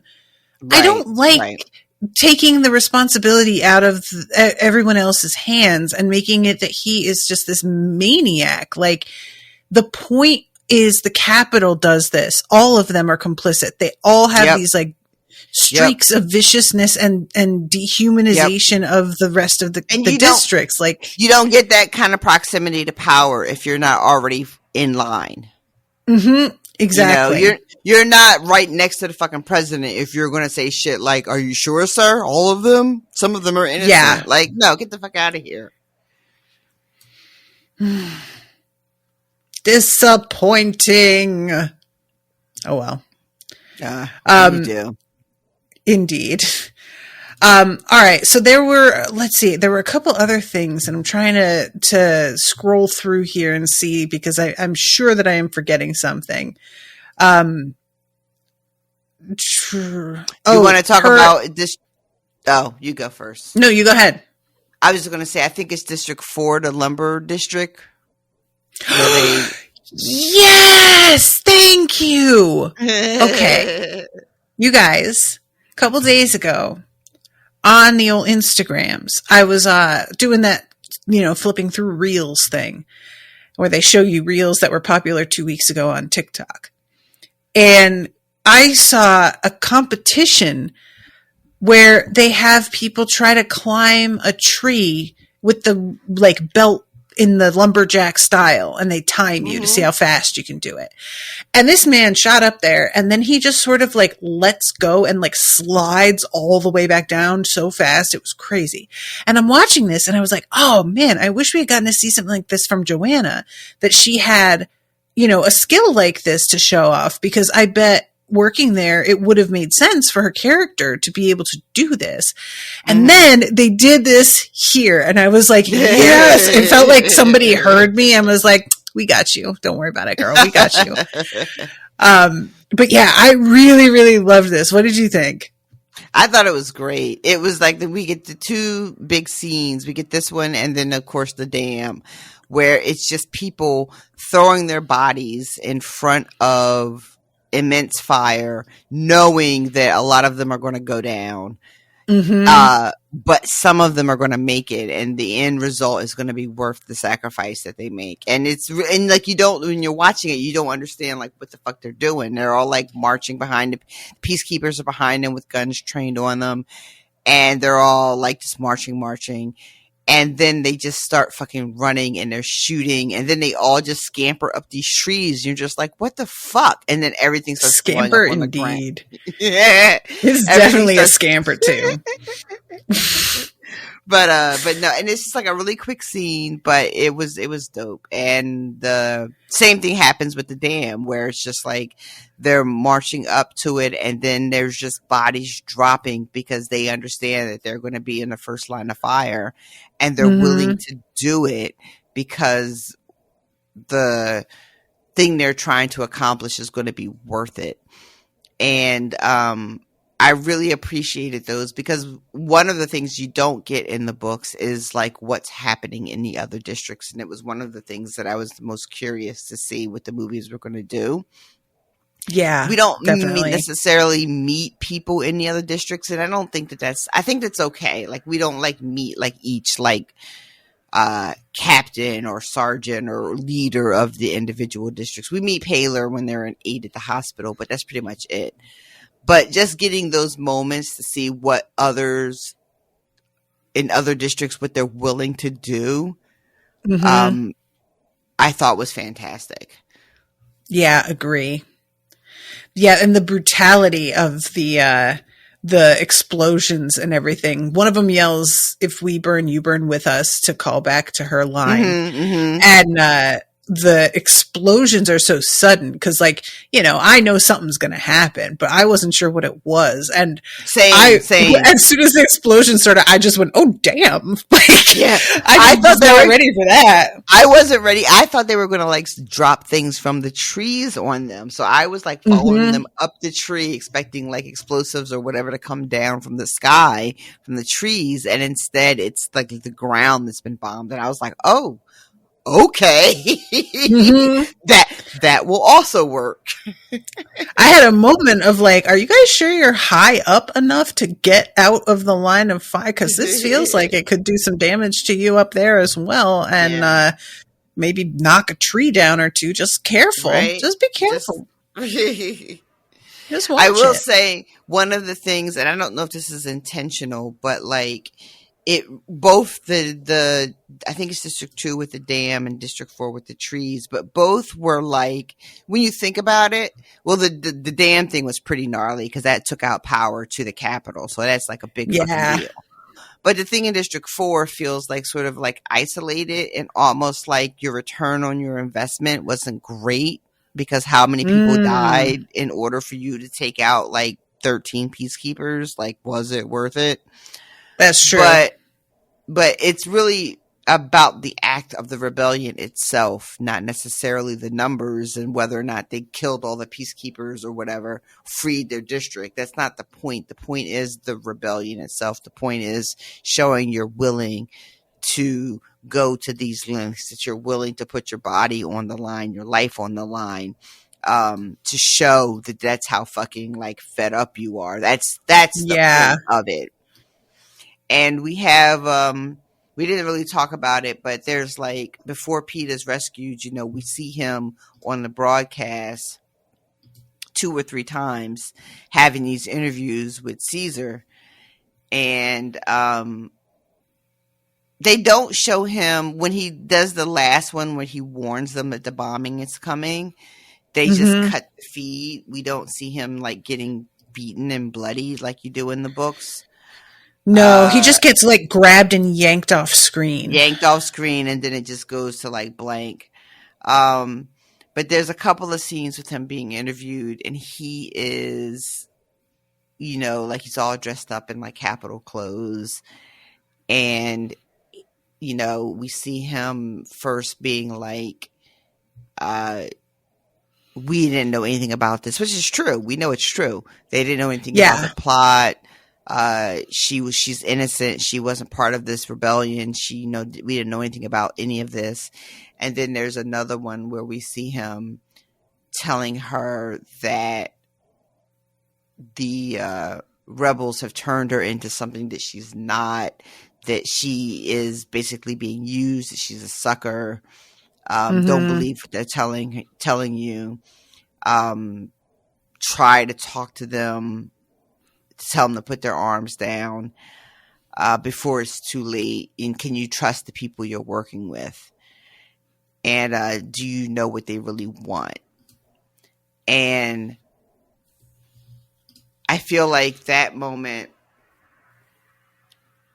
they have Gale, and I don't remember if Gale has this reaction in the book or not, but in the movie, Gale is just like, he's a fucking coward. I would never say any of this. I don't care how much they whip me or how much they torture me. They could never make me, He doesn't have this reaction in the books. Okay. So I'm not crazy. Yeah. And this is the only time we get where something happens. Maybe he gets like an alert or something on his fancy wrist watch. And there it Katniss is. There it is. It took me a second. And he's like, and Katniss is like, when did this become weak? It's just like, we're needed in the command room or something like that. And she's like, we. And that's like the only, like I was talking about earlier, where we don't get like the distance between them. That's like one of the few moments where you see it like perking up a little bit. But he goes in really hard on Peeta. And I was just like, Gale. Yeah, it was a weird thing because they have like all the people in the room also starting to yell like, he's a traitor. And I know that, that there were people who were sort of side-eyeing the whole thing. But I feel like that's a everybody has to know. Is it? I thought it was. There's the moment where he says, like, there's a first interview where they're all in like the common area. And he says, okay. And when Gale says it's a second interview, right? Yes. Yeah. Okay.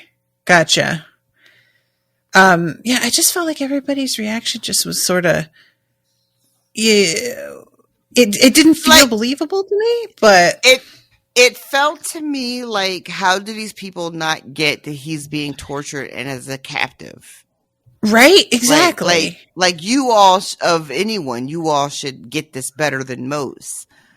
But I don't know. Maybe they don't. Maybe they're so disconnected because they've been living sort of this. They've been living in a universe where they don't really exist. So maybe that's how they view everyone who is not one of them. Like that quickly they turn, because they've been so isolated. Maybe. But because that's after that interview is when she makes her demands about like what I'm going to do to be the Mockingjay is you're going to have to fucking give them immunity and rescue them and all the tributes. And then later, and a lot of people have a problem with that. Oh, what do you mean? Like when the president announces this in front of everybody, the crowd does not react well. Yeah. No, they're just like, fuck him. Mm-hmm. Fuck all of them. Yeah, it was frustrating because like in the books, people seem to sort of side-eye the fact that she asked for anything in return. Like there's an assumption that she's going to want to be the Mockingjay because they do not understand the way she's feeling after what she's been through. Mm-hmm. But nobody actually has an outburst where they're, the implication to me in the book is everybody is so trained to do what they're told that nobody would dare contradict Coin in front of a crowd. It would just not be done, Agreed. But I understand how movies have to show dissent, I guess. So yeah. And that's the thing too, that the books kind of get into, but not a lot. But like when you when you are living in a place like 13, and we get it, we don't get it explicitly, but it's definitely implied, but like how regimented it is, how strict it is, your time, like you have a schedule imprinted on your wrist every morning, like every minute has to be accounted for. And they need that sort of efficiency in order to function with what they have. But that is not necessarily freedom either. Right. You know? And that you can become, I don't know, man, fascism is a weird thing. I'm just getting acquainted with it myself for the first time, and I don't care for it, quite frankly. Don't see how it's so You popular. heard it here first, folks. You know, fascism, like, thumbs down. Thumbs down, right? Like, why does it keep making a reappearance? Like, I thought we all agreed we didn't care for it. Like, we didn't like it last time, and yet it keeps coming back. But how easy it is to fall in line, because like our instinct is self-preservation, and we will do the things that we think will lengthen our time here and make ourselves as comfortable as we can manage under whatever circumstances we find ourselves living, you know? Yeah. And how big a part complacency plays in that. And so when you see, and then when you can paint yourselves as being on the right side of history, you know, you're a rebel in 13, and you are, like, when Coin is addressing everybody, right? How different is she really from when Snow is addressing everyone? And the reaction of the crowd, you know what I mean? Yeah. Like, how different really is it?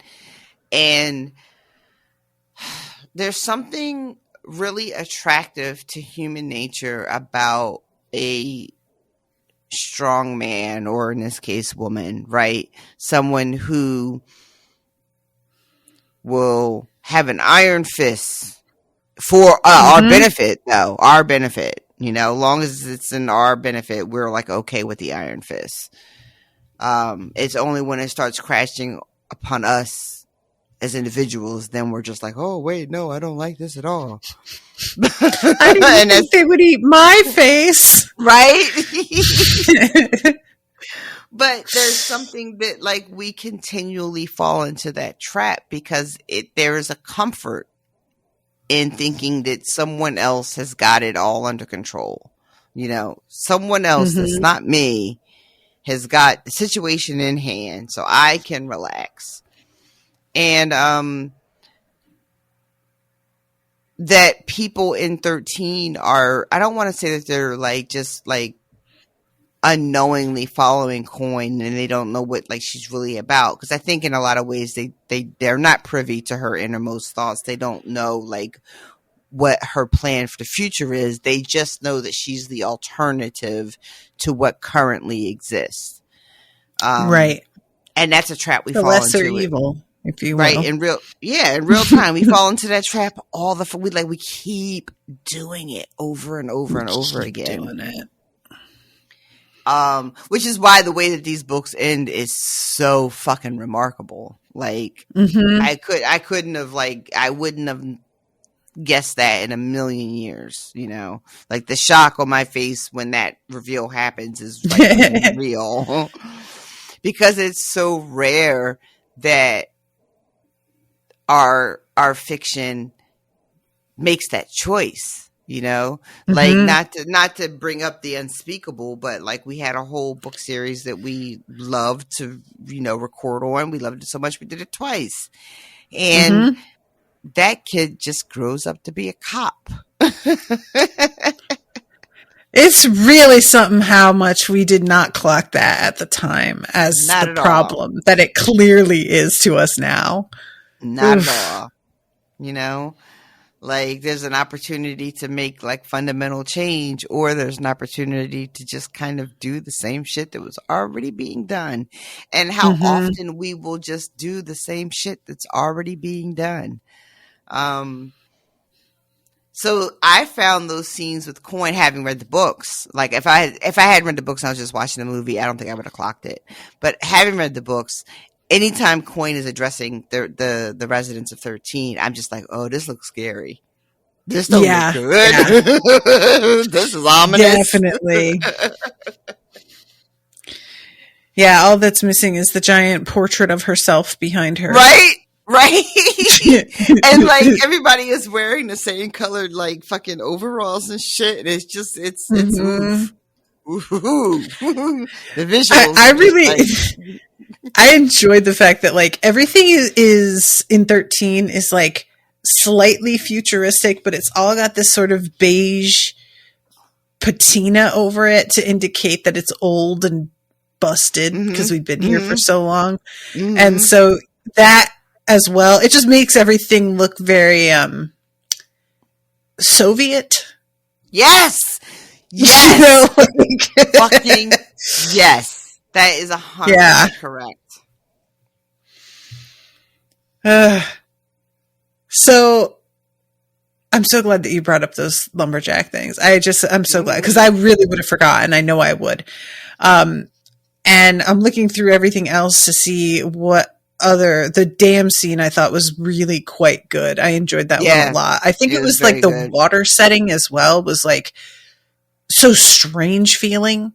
With I thought they were in District 4 over the bridges. Yeah, at first I thought they were that would have made sense. Yeah, because I was like, oh, water. Yeah, it's Phoenix District. And then I was like, oh wait, no, this is something else entirely. Yeah. And District 2 is where Beatty is from, right? That's like the sort of industrial, technological area. Is he from District 2? No. 2 is the career. I thought he was from 3. Yeah, that makes more sense because 1 and 2 are the career districts, and he's not from there. Let me just double check. Yeah, District 3. He's so great. I really enjoy him. Yeah. There's one other criticism that I'm going to levy against this, and it's not exactly like I have a huge problem with this. It's more, again, sort of a surprising thing that you didn't do more. So Katniss's visit to District 12 for the first time. What did you feel about the way that this was done? I didn't hate it. It lacked, and this is going to sound like a really like petty criticism that I'm not supporting adequately, but it kind of lacked some heart for me. Yeah. You know, like, I don't know. I can't really explain it, you guys. Like, she's there, you know, there's one moment where she steps on something and it crunches and it ends up being like a skull. And I was just like, oh, okay. All right. That's right out of the book. Yeah. But a lot of the rest of it, it felt very like, I'm just here to pick up a couple things. Oh God. I have a similar criticism with this as I do with the scene when they come out after the bunker and the attack on 13. It feels really small. Like the camera backs up and she's looking down like a street that's piled with bodies. But later on, we hear Gail in the interview say how like we saved 900 out of 10,000. And we only see that one street and that one view. And that's the exact same view that we see when they come back to do the filming. And it really felt like a set because it's the exact same view in the same spot. So it felt so contained to me.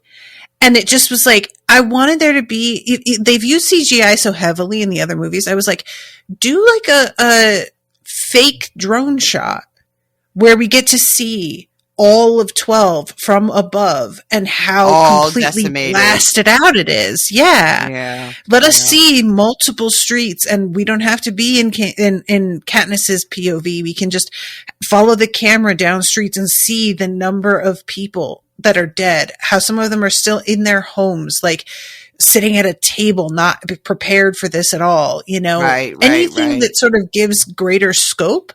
But it felt really, really tightly filmed against her and this one like 10 by 15 space.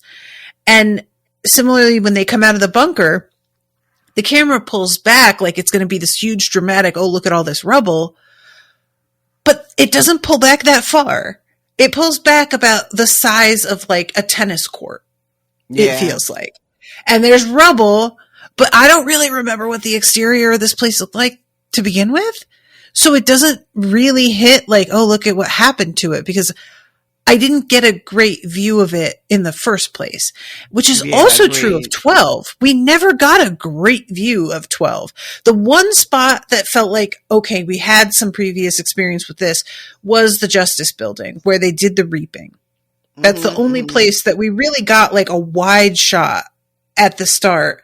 Otherwise, we had Katniss walking through 12 to get to the woods and lots of weirdly cut shaky cam close-ups of people, but very little, it felt like, of the district as a whole and the way that it is set up. Right. So all of it together just felt fake in the same way that like the chariots felt fake. There's just a real strong sense of, I know that you go 2 feet to the left and that's the edge of the platform that the set is on. Like, I know right there is Jim and he's sipping a coffee and looking at his watch. He's made sure the camera's just not on whatever. It just felt really, it reminded me of in some anime, and One Piece is the one I'm thinking of in particular. Sometimes they made like, you know, there's over 1,000 episodes of One Piece. And when you're producing at that speed, you've got to cut corners with your animation. And they'll use like footage of people running, the same exact running footage, like 4 times in an episode. Oh. Because they just don't want to bother. So they'll just have, and so it felt like that for me, where I'm just seeing, okay, this is where you decided to sort of just cut the corner here because we just need the high impact of this rubble. And I just was like, we need more than that, because this just feels like we're in a video game a little bit somehow. I don't know.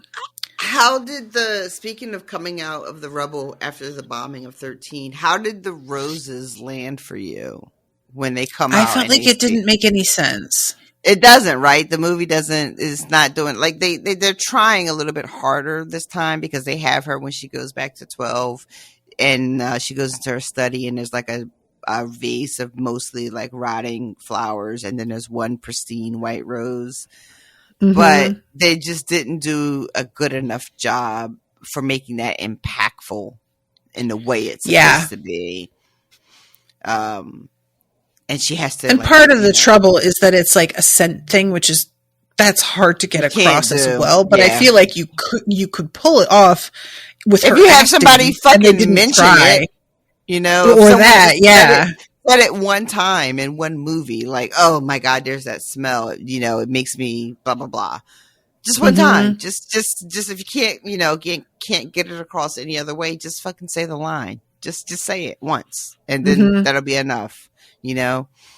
So yeah, I was a little like, I was like, okay, yeah, I guess. I did appreciate everybody else's befuddlement. Oh my God, yeah, everybody's like, what's that about? And she has to be like, they're for me. And I to be honest, because of how they're already like all on the ground. They're not still fluttering through the air or anything. And it's all whole roses. It doesn't seem to be rose petals like it was in the book. I didn't even clock what they were initially. Perfectly long stem roses. Oh my God. I didn't even notice that. It's so funny. She says, they're for me. And literally no one says, but why though? Which would have been my very next question. The president gets you roses? That's weird. Okay. And they're like trying to get her to say this fucking line, and she just loses her shit. She can't say it. 13 is alive and well, and so am I. And she's just like, no, he's going to kill PETA. I can't do this line right now. And everybody is just like, I don't understand what's happening. Just say the line. Say the line, Bart. When I was looking for images to use for the last episode, they have these publicity photos that they took of all of them in costume that I think, if I read correctly, were some sort of like series of playing cards or like a weird promo stunt of some kind. Oh my God. And a lot of them are holding white roses, but the photo I saw was from far enough away that I couldn't tell that's what they were holding. And especially Gale, he's like sitting and he has, his forearm on one knee and he's just holding the rose. And I fully thought it was a marshmallow on a stick. But it was like, I was like, why do they have a marshmallow? And it wasn't until I looked at a bunch of the other people and I was like, oh, it's, yeah, that makes a lot more sense. I felt like a real dumbass. I do want to see him holding a marshmallow now, though. I was definitely I thought it was like, we're going to do a funny little thing because he's the outdoorsman, so it's like camping or something. Yeah, exactly. And I was like, I don't feel like that really works, but I don't know. But anyway, how about Hamish coming and asking her, like, do you got any meds left? Because you're my favorite person. Boy. Also. Do you have any meds? I like when he says, I can't fully support this coin due to her prohibition, but setting that aside, yeah, I feel you, dude. Yeah. We all have our limits. I have accepted movie version Haymitch, and while I maintain my original criticism for movie one, that they really fucking take all the bite out of him. Mm-hmm. I will say there's something, I guess the movie did this on purpose, right? There's something comforting about having someone that seems like they're in her corner that is competent and that really does have her back. Yeah. Because so much else is going wrong. But I maintain Book Haymitch would have been phenomenal to see on screen. You would not have liked him, but we're not supposed to like him. I feel like we're supposed to like him. You think so? Haymitch, Book Haymitch, you're supposed to like him? I think so. I think he's supposed to be like our truth-talking friend that we know we can count on, even though they throw attitude at us about certain things. They're right. I will give you that. I think that he's supposed to be like someone who you are supposed to take what they say seriously because they know what they're talking about, even if you don't like the way they deliver the message. I guess it depends on, because I am somebody who responds really well to directness. So what would be off-putting for a lot of people, I usually am like, this is what I want. Thank you. Gotcha. Yeah. So, yeah. And then this is when they have Finnick do his thing, and then they cut it with the rescue. We talked about that already. I think we've covered pretty much everything. I mean, we didn't go into great detail about every beat, but I think we covered most of the big parts. There's a lot of filler. There's a lot of filler. And I'm going to be honest, guys. I was like running behind, and there were certain sections that I like went back and watched, but I sped through it at first. And then I was like, I really need to watch it. And I went back and I was like, oh, I didn't need to watch it. Nothing happened. Yeah. Well, like, I mean, it happened a few times. This did not need to be 2 movies. It really doesn't need to be. It did not need to be 2 movies. We have the end scene where Coin comes out and announces, that the rescue was successful and they brought the victors home, and everybody's cheering. And again, your Soviet reference is like so spot on. That's exactly what it's giving. It's giving very like pre-war kind of like, everybody being dressed the same and very like muted colors is giving sort of like communist socialist kind of versus the opulence color of the Capitol. Fucking Effie's outfit in this moment. I know you're not like staring at it, but she's wearing like this. Like she's got her head wrap on, but then she's also got like something up that's almost like a hood. She's just, even in this moment, still giving. I'm going to the scene just to see. Yeah, because it's right at the end. God, the credits are so long. Yeah, it's at like 140. 140. Oh yeah, what is this? Oh, she's got the like hood up over her her turban thing. Huh. Okay.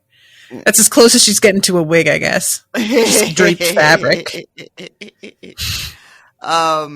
And then Annie's reunion with Finnick, which is so heartwarming. And then the contrast with Katniss reuniting with Peeta, so disturbing.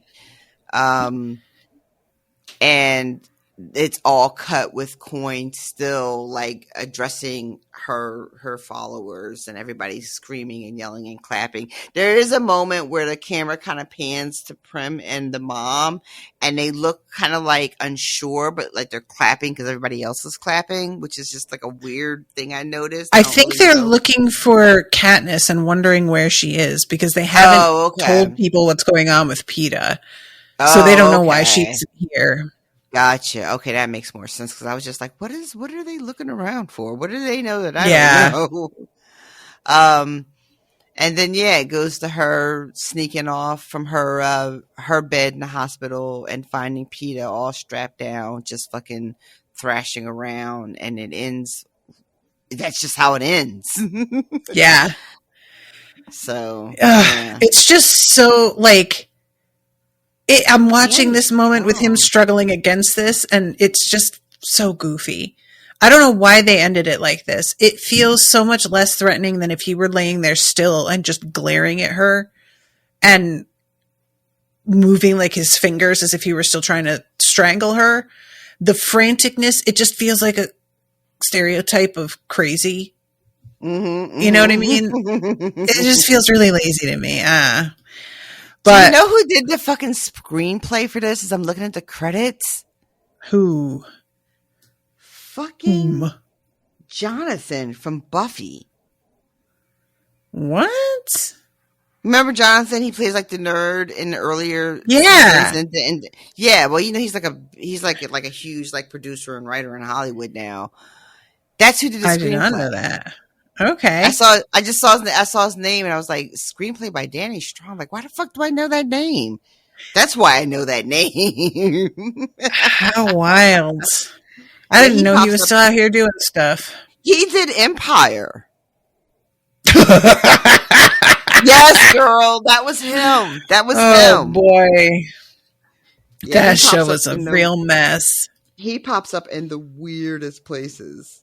But yeah. Yeah, if you ever go to his IMDb or whatever, you're just like, word? That was him? That was him? That was him? That's funny. All right. Well, I feel like we've wrapped it. Is there anything else that you wanted to add? I really have this feeling that I get sometimes that I'm forgetting something, and I'm sure I have. I'll hopefully remember it for next time, but no guarantees on that. Yeah. Like I said, I feel like a lot of the pressure is off because we did the books pretty intensively. So I feel like whatever we miss in the movies, it's fine. We probably talked about it when we did the books. Yeah, and I feel like the movies, despite the changes, do follow the books so closely plot wise in like major ways that going beat by beat is just unnecessary. So, all right. Well, really quick before we wrap up, we are going to say hi to our newest patron. Yay! Thank you very much to Christy Bernard for joining us on Patreon. Christy, Welcome. we appreciate you so much. I am looking at currently making some changes so that the $1 tier includes access to some older patrons only stuff, at least like the first book or first season of whatever was patrons only, if not more. But it's going to take a lot of just admin work on my end to make all that stuff available. You can't just highlight everything and click available to $1 and it happens. You have to go individually into every post and change the settings for it. So I just wanted to alert folks to keep an eye out for that announcement, and that I'm going to be making changes on it and attempting to do some creating of collections for things that might not have them yet to make it easier to find. If you're not on Patreon already, collections are just a really handy feature that they added recently where I can create playlists, and it is just so helpful because I have so many things I'm covering and it's definitely hard to keep them straight. But yeah, and everybody, I don't know how many of you are fans of the Vorkosigan saga, but that has been commissioned for me to cover on Spoil Me, which is my solo show. And I have covered the first 6 chapters of the first book, and it is so much fun. I am loving it so much. So if anybody out there who is listening is a fan of that and is like, I really wish, go check it out. 2 episodes are out already on the Spoil Me feed. And Spoil Me, the feed is like everything I cover for Spoil Me, but if you just type in the title of what you're looking for in the, like, depending on your podcatcher, but most of them have like a search box, it'll just show you everything from that particular franchise or whatever you want to call it. So doing One Piece, I'm covering Red Rising, I'm covering the Vorkosigan series, I'm covering the Immortal Great Souls series, I covered the Mage Errant series. I'm in the middle of Jane the Virgin right now, which is also so recommended. It's such a fun show, and it's just very wacky in like a really campy, over the top way that's extremely funny at times. So if you're looking for some other stuff, I know that solo shows can be a little bit tougher without the back and forth, but play me at 1.5 speed, play me at double speed if that's what you want to do, so that it's a little bit more at a high speed clip. And I've heard people like them. That's what I've been told, that it's good anyway, even though it's just me. I think that's about everything. So thank you guys again so much. We love you. And until next time, toodaloo, motherfuckers. Bye, guys. Are you coming to the tree where dead men call out for his love to flee? Strange things did happen here, no stranger would it be if we met at midnight in the hanging tree.